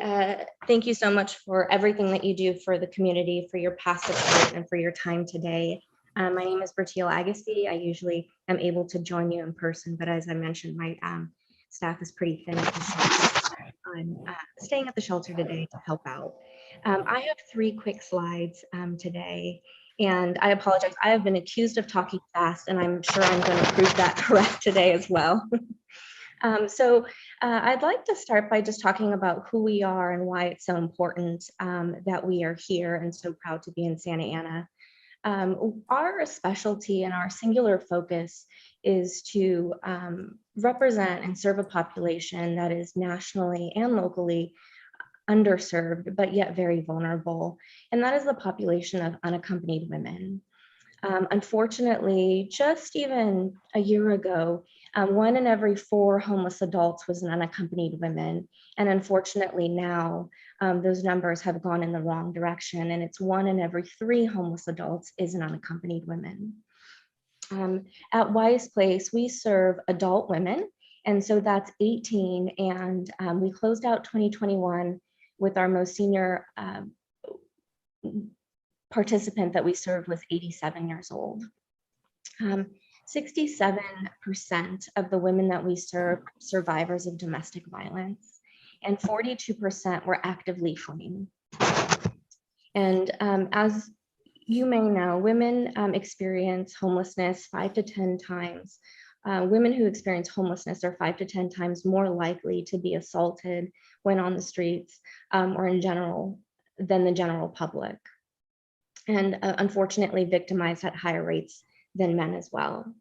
And then we serve, continue to serve a very vulnerable population. 100% live in poverty, and no woman came to us at intake who had income over $40,000. So we're really proud to really support a very vulnerable community that really needs our support.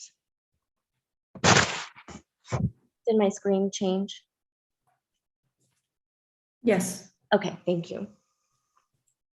And before I talk about kind of how we impact lives together, thanks to your support, I want to just, apparently I was very excited, and there's 3 exclamation marks, but this is Malia. And we are just so proud of her, and she's moving into her own apartment. She's a Santa Ana resident moving into her own apartment this Saturday morning. So I hope on Saturday you feel really good about the lives that you are impacting. Malia has been in the shelter for about 6 months, and her homelessness will end on Saturday. And I have been witness to her hard work that you have empowered. She gets up on most days at 6 a.m. She's showered and out the door. She normally works at least, an 8 to 10 hour day. She used to take the bus, which would take her about 45 minutes to an hour to get to her job, and the same to get back. She is now full-time employed. She has healthcare, and she has reached self-sufficiency. And truly none of that would have been possible without you. So I thank you. I won't read off all of them, but how we provide our long-term sustainable kind of direct results for the Santa Ana population and create a path to self-sufficiency is our wraparound services.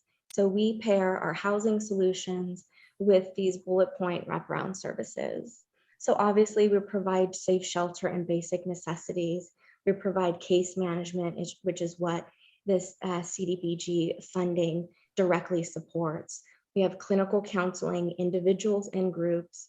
Through in-house services and strategic partnerships, we focus on employment, income, and savings. Working Wardrobes is one of our partners. Through strategic partnerships, we focus on healthcare, dental, and vision. We do a lot of activities on site at Wise Place. Because, you know, connection, in addition to all of the employment and the self-sufficiency, we have a lot of fun at the shelter as well, because connection to other women at the shelter allows these women to leave the shelter with a network, with building friends and family, and it really breaks the isolation and creates hope. So we do healthy cooking classes, weekly meditations, weekly yogas. Every Friday we have a movie night and bingo. You all are welcome to join us virtually. Of course, we have on-site and off-site substance and recovery support for those that need it, housing, placement, and rental support. We privately fundraise for deposit assistance, furnishing support, rental support as well. And we have after placement support. So with, say, like Malia on Saturday, when she is in her own apartment, our services will not stop. She's always a part of our Wise Place family. She will be invited to all the weekly activities and the holiday activities, but more importantly than that, her case manager will still connect with her weekly or monthly as needed. Just want to make sure my last slide changed. Y'all see any slide? Yes, it changed. Perfect, thank you so much. And then the last slide is just about the request for your continued support, and just beyond grateful for your past support. With just a $50,000 annual investment, $100,000 for a 2-year investment, we'll have the ability to serve 60 unduplicated Santa Ana residents each year for 2 years. So together we have the ability to positively impact 120 women that we can serve together. And then in the outcomes, obviously while sheltering, we create a path towards self-sufficiency with these kind of 4 major outcomes. Because we're serving such a vulnerable population that is overwhelmingly survivors of domestic violence, we will commit to legal outcomes. Not everybody needs this, but at least 60% of the women we serve will have increased knowledge of legal support and how to protect themselves, things like restraining orders, etc. Employment, at least 70% or more will obtain and maintain employment and exit with savings. Financial empowerment, 100% will have increased knowledge of financial literacy and a customized budget. And last but not least, your investment allows us to serve and really stabilize the housing of at least 75% of the women that we serve to transition to long-term sustainable housing. Thank you. Thank you. Commissioners, any questions?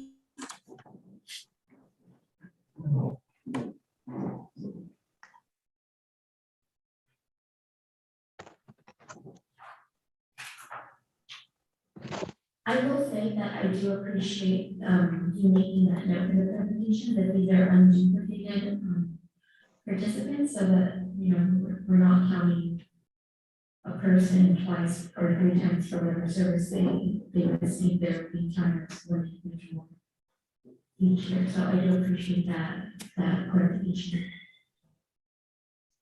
Thank you. Yeah, they are definitely unduplicated.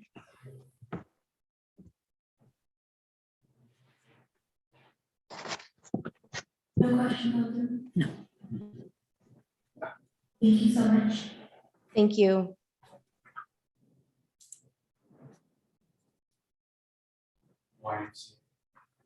Next, we will hear from the YMCA.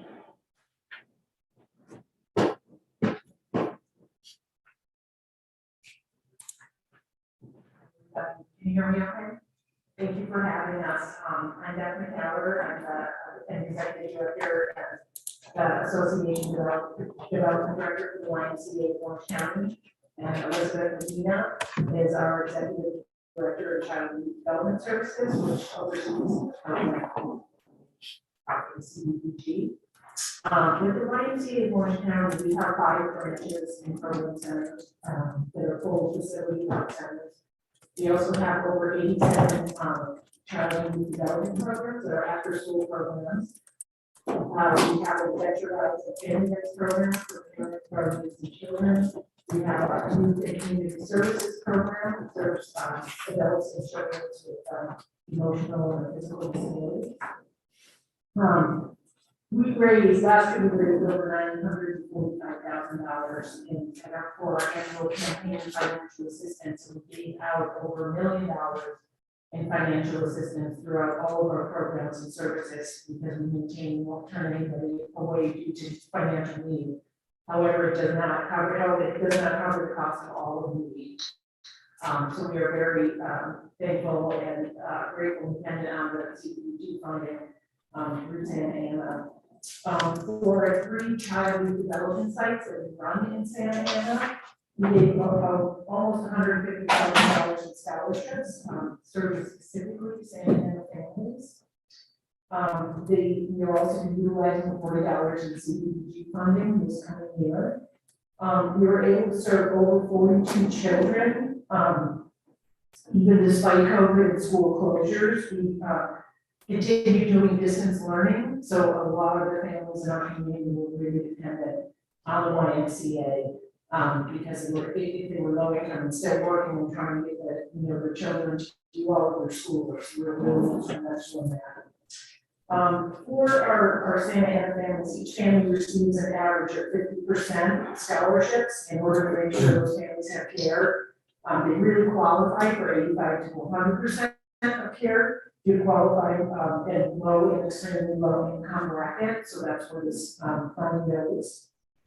Our before and after school programs serve our children year round. We also have summer, winter, spring, and day camps that fill the gaps. We have continuum of care, so it's not just the school year and then it stops. So they're with us year round. So we have those relationships. We can track their progress. We know what areas they need assistance in their setting.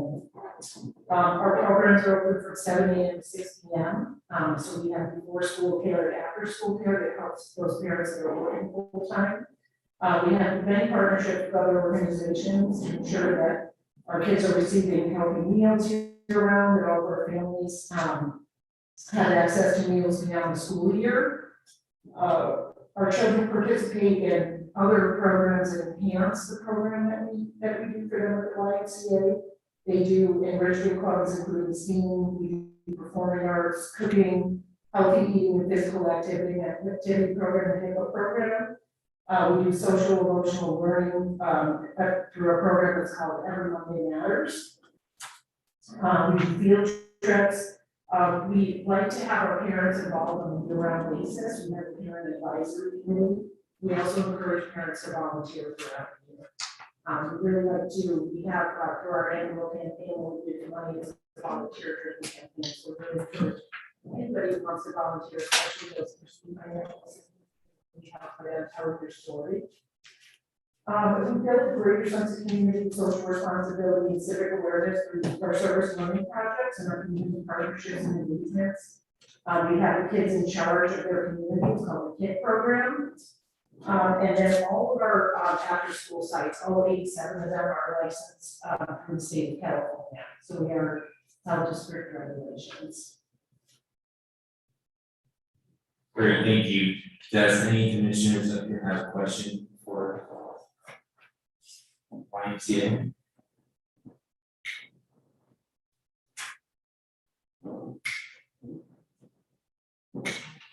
Quick question over here. So you have a center in Santa Ana, is that one closed? The facility? Yeah. So, yes, but we do have the 3 after-school programs. And where are those sites at? They are, You talk about this, our commissioner who's online and she won't be able to hear you on speak directly to the mic. so, do you want the addresses or the school? Primarily, where areas in Santa are those centers? There's 17th Street, yeah.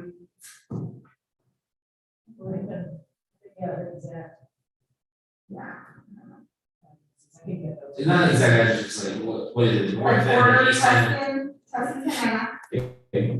No. It's fine. But, yeah. And you see it two more, where are the other two? Yeah, they're around there, they're all pretty close to each other.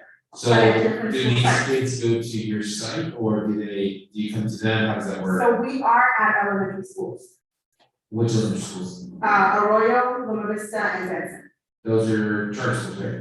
No, they're, just elementary schools, not charter. What city? Because I don't think those are It's city less- of Santa Ana, but it's, Tustin Unified School District. So it's currently not in Santa Ana. It's currently what? You're currently not servicing Santa Ana schools, are you?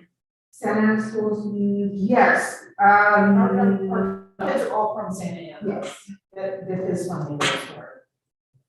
The families are from Santa Ana, it's not Santa Ana, But if there's- school if there's- district, but. I get that, and I don't mind that, but, is there like funding eligibility, like, are they targeted like, David, do you know if that, if, for the HRDs, like, will funded for the participants, are we funding like low income families? They are local. Yeah, they have to be, in order to be, in order to benefit the CDBG funds, they have to qualify to be low to moderate income. Right, every single one of them, and they do serve Santa Ana residents. Awesome. Did you plan on expanding to like Santa Unified, or how would you? It is the goal to expand, because our facility closed down in Richmond, we weren't able to, reach out to more families in that area, but it is the goal. And for us, like, it's a 2-year, like, we're looking at 2 years into the future, so how would you, where would you begin to start coming into Santa Ana? So what, like, our facility closed down directly because of COVID, and the lack of funding, so we're most likely going to partner with more schools and getting into schools, because we like running our programs, our before and after school programs are all run right at schools, so the kids are dropped off there, they come to our before school program, they go, to the school day, and then they come back after. So we're not exactly sure, but most likely there'll be more schools. Right, and the way we see this is like, we're trying to impact more of our Santa Ana youth here in the city, who, this 17,000 is a challenge, it's kind of hard to get to. So, and that was my question, any questions? Seeing none, thank you so much for being here this evening. I would like to call up our next applicant. Thank you very much. Thank you. Do you need parking validation? Do you need parking validation? Do you need 1 or 2? That's okay, you don't need it. I just need to know if you need 1 or 2. Oh, two, yeah. So we have the Villa Center or the All American Boys Chorus here. The VIA Center was not able to make it due to COVID related illness, but there is a brochure on everybody's area for the VIA Center for you guys to review. They did provide that for us. But the next nonprofit will be the Boys Chorus. And no pressure, you are the last person to the meeting, so thank you for being early. You're ready to just go ahead and speak directly to the mic.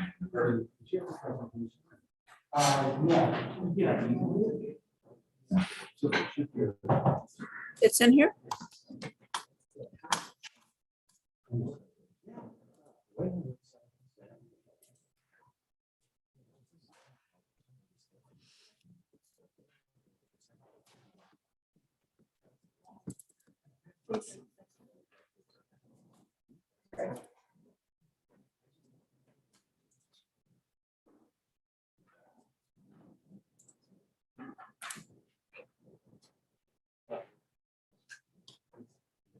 You may begin.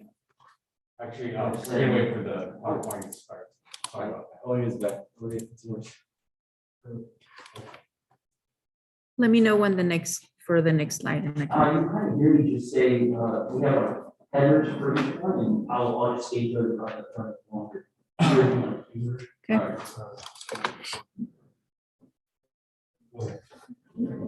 All right, good evening, everyone. I'm Skip Calderon. My family has worked in Lincoln, Santa Ana since my parents first came to the United States about 40 years ago.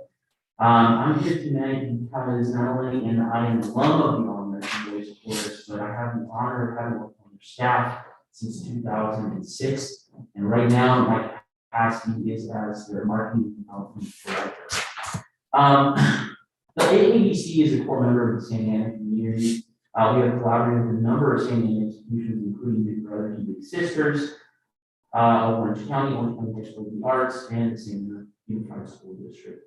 The All-American Voice course provides a world-acclaimed music and performing arts curriculum that educates, motivates, and builds character and voice through unparalleled opportunities for performance leadership, travel, and of course, community service. Hundreds of hours are spent by our voice in not only rehearsals and music theory classes and voice lessons, but also our intense music summer camp, our leadership camp, community service events, and of course, traveling throughout the Southern California area and really the world. Since moving to Santa Ana in 2016, we have definitely seen a large increase of membership that comes from low income to moderate income households. In fact, right now, 40% of our boys come from low income to moderate income households. And in total right now, 55% of our boys come from minority communities. We're located, as I said, right here in Southern in Santa Ana. And I like to think of, well, at our headquarters here in Santa Ana, we do all of our core programming, so all the rehearsals, all the music training, but really Santa Ana is kind of the gateway to the world for a lot of these boys who would otherwise not be afforded some of these opportunities. And when I say gateway to the world, I don't mean that figuratively, I definitely mean that literally, as you can see from the pictures in the slides here. Why it matters. The AABC integrates socio-emotional learning with arts and leadership training, which has been shown to have a disproportionate and positive impact on not only on young boys, more so than on any other demographic. Especially in dealing with the emotional development fallout from the pandemic, the AABC was there to provide and give boys a unique continued opportunity for individual growth within a supportive and structured arts community. Within 1 week of the initial closures back in March of 2020, we have our full program online. Our boys were fully engaged online, something that I don't know that any other children's organization is doing, and our boys are doing that within 1 week of the closure. Now, we get to the last slide here, the nitty-gritty of it. As you can see, $3,600, that's per boy per year. That's the cost per boy. And really what we're looking for is the funds to be able to continue to help with boys that come from these low income to low moderate households and expand that. In the slide earlier, it shows we have about 100 boys in our program right now. We'd like to expand our program by 50 boys. And we're hoping that we reach a target of 85% new enrollees that come from low income to moderate income households.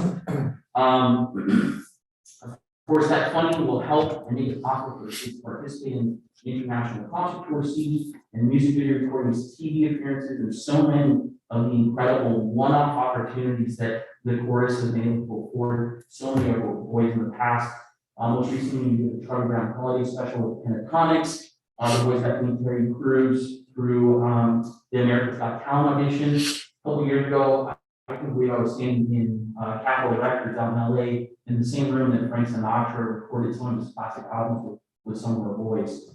Simply put, your support helps fund and directly transform these boys' lives. It creates young men of character, and not only do they do our program with high levels of artistic and musical abilities, but they also have improved academic and socio-emotional development, self-confidence, poise, work ethic, and added compassion and empathy that only a music program and only a music program provides community service opportunities can provide for boys. Sports alone cannot do that. Our boys have to learn 39 songs before they will perform at a concert. Then they have to learn an additional 25 to 30 songs before they can perform in our holiday season. And once they meet all of that, then they qualify to go on tour with us. So as you can see, we are constantly setting goals for our boys, and this yields a higher percentage of quality attendance, higher level of workforce participation upon graduation, especially for members that come from disadvantaged communities, families that don't have generational wealth. If it wasn't for benefactors like yourself, boys like myself would have not been able to be touring Southeast Asia at 14 years old. I grew up watching Pangavia, and I used to dream of being on stage when I was a little kid, and of course providing those kinds of opportunities. But it's not just about funding these dreams, it's about funding the need, because simply put, our communities, our low-income communities, our Hispanic communities need programs like the All American Boys course to fund that need, that provides empathetic, compassionate, poised, conscious leaders, and that's what the online is. Thank you. Commissioners, do we have a question?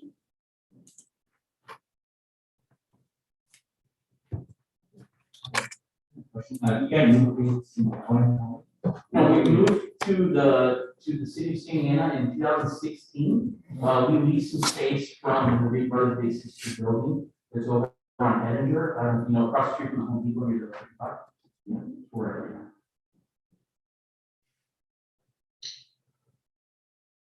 I have a quick question. So, the 3,600 would cover like travel costs, or is there a charge for if a student were to, like, let's say graduate to like a higher, you said there's 2 programs, right? So we actually have 3 training programs. Our first training program is kind of an initial introduction to music. The second one, that's when they learn that 39 song fold. And then the third stage is our concert chorus. And within that concert chorus stage, they can do other things, which eventually leads them to tour. We have funds and donors that specifically fund scholarships that directly fund touring and our camp. A big highlight for our boys is our summer camp every year, and that's a 1-week camp. So we do have donors that specifically give money for those things. The funds that are being requested are more for the regular program that we provide for boys. So all the voice lessons, the theory classes, the personal instruction, all that is what the 3,600 covers. So the traveling and all that stuff, that's something else. Exactly, those are additional costs, like I said, but we have donors that do give money for that. And how many of those students from Santa Ana were able to travel? So currently, right now, we have 28 boys that are from, they live in the city of Santa Ana. I'm not sure on how, touring's been difficult the last couple of years. On the previous year, you've been. But how many we had? I'm saying in the last couple of years, we probably had about 17 boys from Santa Ana. I would say in the last tour that we went on, which was last year we were going to do a tours of the Western U.S., Utah, Arizona, and Nevada. So 17 out of 28 boys. That are from Santa Ana, and that's partly because not all 28 boys are in the touring choir. Some of them are working their way up to the touring choir. Okay, and then, do you have a partnership with the school district or? No, we don't have a partnership with the school district. We simply put on workshops in the past. So our music director has put on workshops with some of the schools in the district.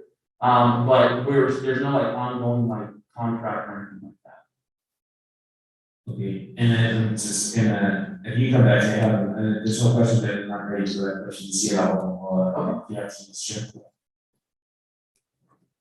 What are the challenges working with the school? What are the challenges working with the school? I don't know if I'm in a position to be able to answer that question directly. I would say off the top of my head, it would simply be a matter of scheduling for some of our performances, because some of the stuff does require, we have 3 rehearsals per week, and sometimes there's more than that. And so sometimes it's not necessarily a matter, it usually doesn't like the school schedules. I'm more talking about like parents' schedules and getting them to the program. So that's more of the challenge that we're facing, more so than any kind of conflict with the school directly. Just a quick curiosity question there. What is the logistics? You've got roughly 85 kids, you want to expand by another 50. I'm thinking of the different trainings, the practice, the rehearsals, the travel, the expense, everything you go through. As you guys do these tours, I assume you're performing in front of a paid audience, is that correct? Not necessarily. So especially when for instance, we're putting together a tour right now of Europe. Europe, it used to be the first time we're going back to Europe since 1988, I believe. There's a big market there's a saturation of voice choirs in Europe, not so much in the United States. That's what we're able to tour in the US. And get some paid concerts, but somewhere like Europe, it's definitely just going to be purely for the opportunity to be able to sing in some of these iconic places. And they certainly do not pay us to do any of that sort of thing. So it is self-funded for the most part. And then based on a lot of donations that we're able to get from previous alumnus, and then also fundraising. The boys do a lot of fundraising on their own. We hold a jogathon every year. It's actually, we kicked it off last weekend, and that usually runs, I think this year it goes through April 30th. So from now until April 30th, the boys, with supervision, we go into different communities and fundraise, looking to get sponsors. And then once we're able to gather our sponsors from now until April 30th, on 30th, we'll have the actual rock fund where the boys will run around the track for an hour. And that raises quite a bit of money for the boys. And that's really where a lot of our money for operating costs comes from. I think we raised, I think last year, Last year was 67,000. 67. Usually, prior to the pandemic, we were averaging closer to around 8,000 to 9,000 dollars. Okay, I saw there where you, I guess the expenses per child is roughly $3,500 a year. What is the child, you know, fundraising several times, what is the expected contribution from the child's family? So there's this isn't like some fundraisers where like we expect the family to like participate. There are other times where we can reach out to families to help, you know, fund some of the things like when they're going on tour. But specifically for the Jargon, we're looking at their kind of network and really focusing on helping them to look at their network of people and reach out to them via letters, via emails, and we help them in that process collect funds. So we like to aim that the boys collect a minimum of $250. They have certain limits that if they reach, they get rewarded for as well. And then ultimately, so our choir is divided into 4 singing parts, and the part that raises the most money usually gets a reward at the end of the fundraising event. So that will involve us taking them to Knott's Berry Farm or Medieval Times or whatever the case is. But there are also individual prizes for the boys to collect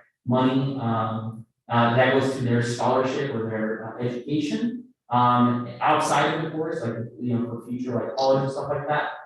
And then they also are able to win like an Xbox or something like that. So that helps, you know, keep the drive up as well. But it's certainly along every stage, we're there to help them. And that just is part of another aspect of our training and helping them develop the writing skills, the communication skills necessary to fundraise on their own. Right, I think that's excellent. Well, let's say they come from a background and just can't do that. They can't contribute the $250 towards the $3,500. Right. Is that where a sponsorship would come in, or some of the CDBG funds would come in? Exactly, yeah, exactly. So we don't keep necessarily a tally of 3,600 per boy, because so many of those things, like for instance, a rehearsal, the music teacher for that rehearsal, the cost of that music teacher is going to be the same whether 10 boys show up or 50 boys show up to the rehearsal. So that it's a little, like I say, it's an estimate of where we think more or less the cost for just the regular part of our program is, with all the rehearsals and stuff like that, as far as that's concerned. So there's not necessarily a tally that we keep of a minimum, okay, the boy has to reach this certain amount, but collectively, we figure that it's gonna be about $360,000 a year for the 100 boys that we have right now, to kind of operate that, the program that we operate. Yeah, I understand that you actually was a participant. Yeah, so both Peter and myself, our CEO, in fact, most of our staff used to be members of the voice choir. In fact, I think the only ones right now who aren't are some of our music teachers, and then our music director right now, our principal music director from Australia. He came on and joined us back in 2002. So with it's about 5 staff members right now who weren't in the choir when they were young, but certainly Peter, Aaron, who's our CEO, he wasn't able to do your thing, but he's also an ex-member of the choir, so, yeah. I think it's impressive that after all these years, you guys are back supporting the group, but I have a question I want to ask both of you. Since you both lived in this program, so to speak, give me one thing that you walked away with that helps you to this day. I think, so I had an incredible time. I think as a boy in the program, you get you get to do all these really fun things, and that's what you take away from it. Now, I've been working on staff since 2006, and initially I wanted to work on staff because of the ability to tour with the choir. I thought it would be so cool to go back to some of the places I visited as a kid, and that's really why. But I remember about 2 years into me working on staff, I saw that we were actually making a difference in some of these boys' lives. Every boy gets something different out of the program. You know, some kids come from a wealthy background, and they're going to be more humbled by the program because they're not going to be treated with any special, privileges. They're going to be treated like everybody else. But then there's boys that come from backgrounds that don't have a father, that don't have siblings, and the community that the course provides for them really helps them develop and grow. And I remember in particular one boy who eventually joined our staff, who I wanted to kick out of the course. I was early on in my being on staff, and I thought he was not a good influence on other boys. And his transformation from that time when he was first in the course to when he left was night and day. And I remember after seeing that and thinking, I didn't give up on him, the course didn't give up on him, and if we had, it wouldn't happen to him. And eventually he came and worked on staff. Now he's a car salesman and he's doing really well for himself, and he still comes back and he supports us financially, but also just he volunteers for us on Saturdays when we have our big rehearsals. So I think that's been the biggest impact it's had on my life, and that's why I still, come back. My parents, and I, like I said, work here in Santa Ana. I work with my dad. We own a small business, but he still to this day knows that I'm going to take the summer to help the kids on tour, and he loves it. He's like, yeah, go take your 2-3 weeks and go have fun and keep doing what you love to do. So, yeah. You have another speaker? I have one more question, and thank you for sharing all these. Everyone has a passion for something, right? It's just what it leads to help those people. So the funding's about roughly 3,600 per student full year, right? Yeah.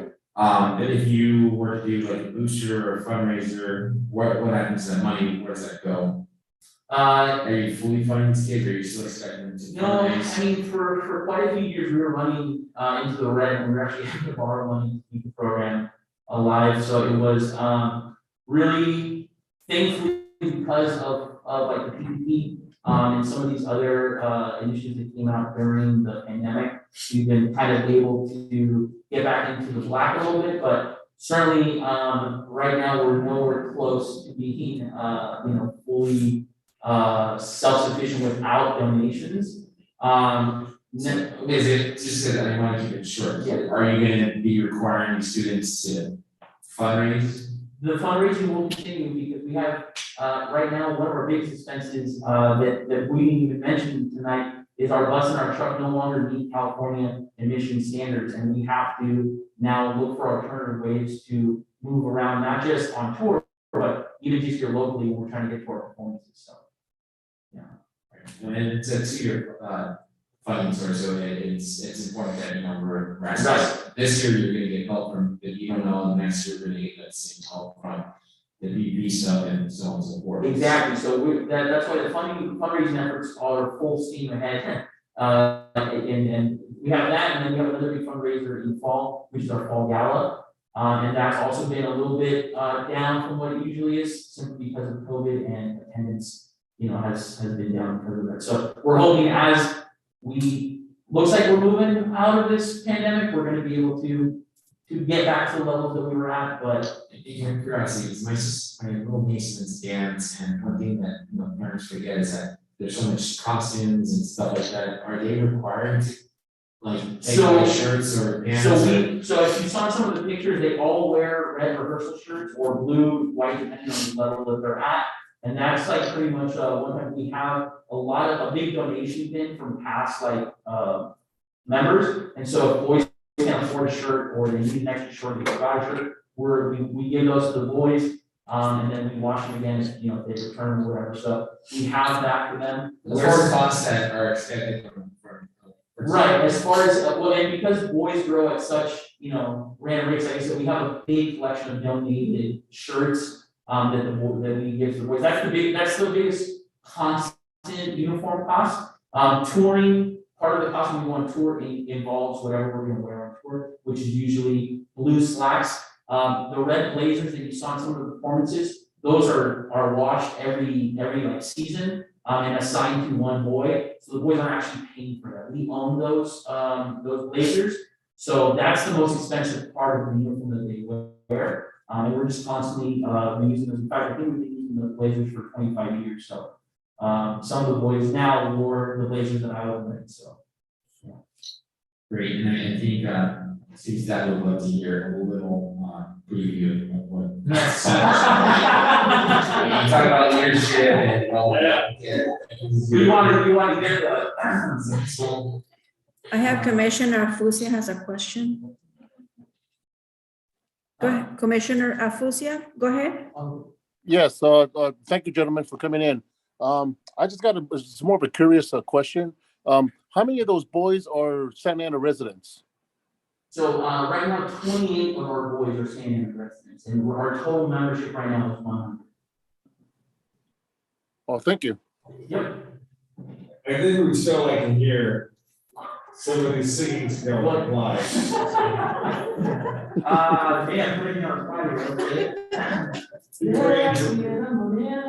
Cielito lindo viene bajando, un par de ojitos menos, cielito lindo de contrabando. Thank you. Oh, I hear that guy. Thank you very much. Thank you.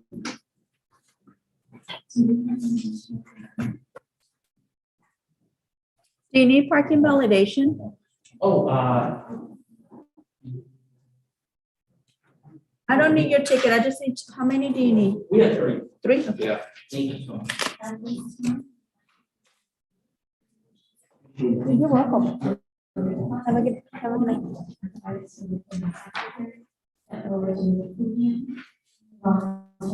Voluntarily state your name, address, and please be kind enough to make comments if needed.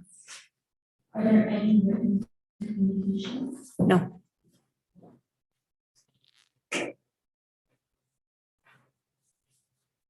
Seeing none, we'll proceed.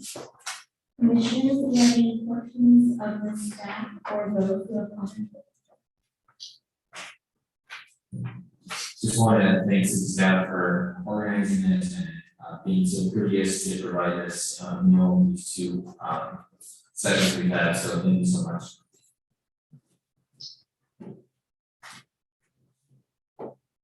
I would just like to make a comment in your notes. When it comes time to decide who you want to grant these funds to, and how much you may invest it. There were groups here that were very organized and gave an excellent presentation, and had a pretty good command of their numbers. Yet there were others that did not. Others, to me, I found serious doubts and questions about. Others that I thought, one in particular today, was somewhat flippant with his attitude and just turned me off in the first 30 seconds. So I don't know if you guys made notes on individual speakers, but I would ask you guys to review those, and then I don't know if we can send an email to you to pass on to the ad hoc committee, but just something I would like to recommend. Which I think, correct me if I'm wrong, in the past, we've done this before where other commissions can privately call another commissioner, you just can't call 3. And I can be more than 3, right? Correct. So like I think you're more within line to like pick up the phone and call Olivia or Dan or myself and express what you like and you don't like, and that's, I mean, it doesn't have to be here, you can still, email, whatever you're looking for, but I agree, and I thank you for bringing it up, because I will welcome anyone from the commission to reach out to me and let me know how you feel about some of these applicants. And you guys are meeting when next week? So that's a great question. So I'm going to follow up with an email tomorrow morning to the ad hoc members to see what their schedules are like, to see if we can hopefully meet next week before Thursday, so we can finalize the scoring and figure out who we're going to fund and for what amounts. And I did create a Google Doc, so I'm not sure if you guys created it. So I've been updating it as I have time. So I've been adding quite a few things on it. So if you guys guys have the time, this weekend, just go in there and put your scores so we can all look at it and compare. Thank you. And Mr. Flores, I think if Jensen was here, he would say, you know, you also have the ability to reach out directly to your council member and let them know, like, you know, this one that stood out to you, because ultimately, this is just a, what's it called, not an honor committee, but it's just, it goes before them and right, they're the ones who pretty much can adjust anything. Thanks. At this time, we would like to thank each speaker for their comments and let me know that your comments may be considered in the selection of your application. The public hearing is now closed. Does staff have any comments that we should share with the commission?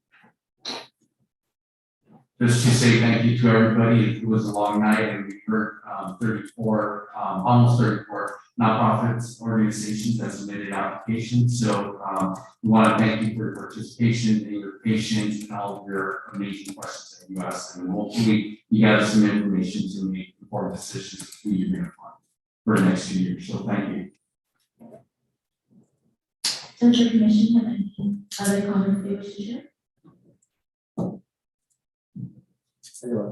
This meeting is officially adjourned. The next regular meeting is scheduled for Wednesday, February 23rd at 4:30 p.m. The town chambers, 22 Civic Center Plaza, San Diego.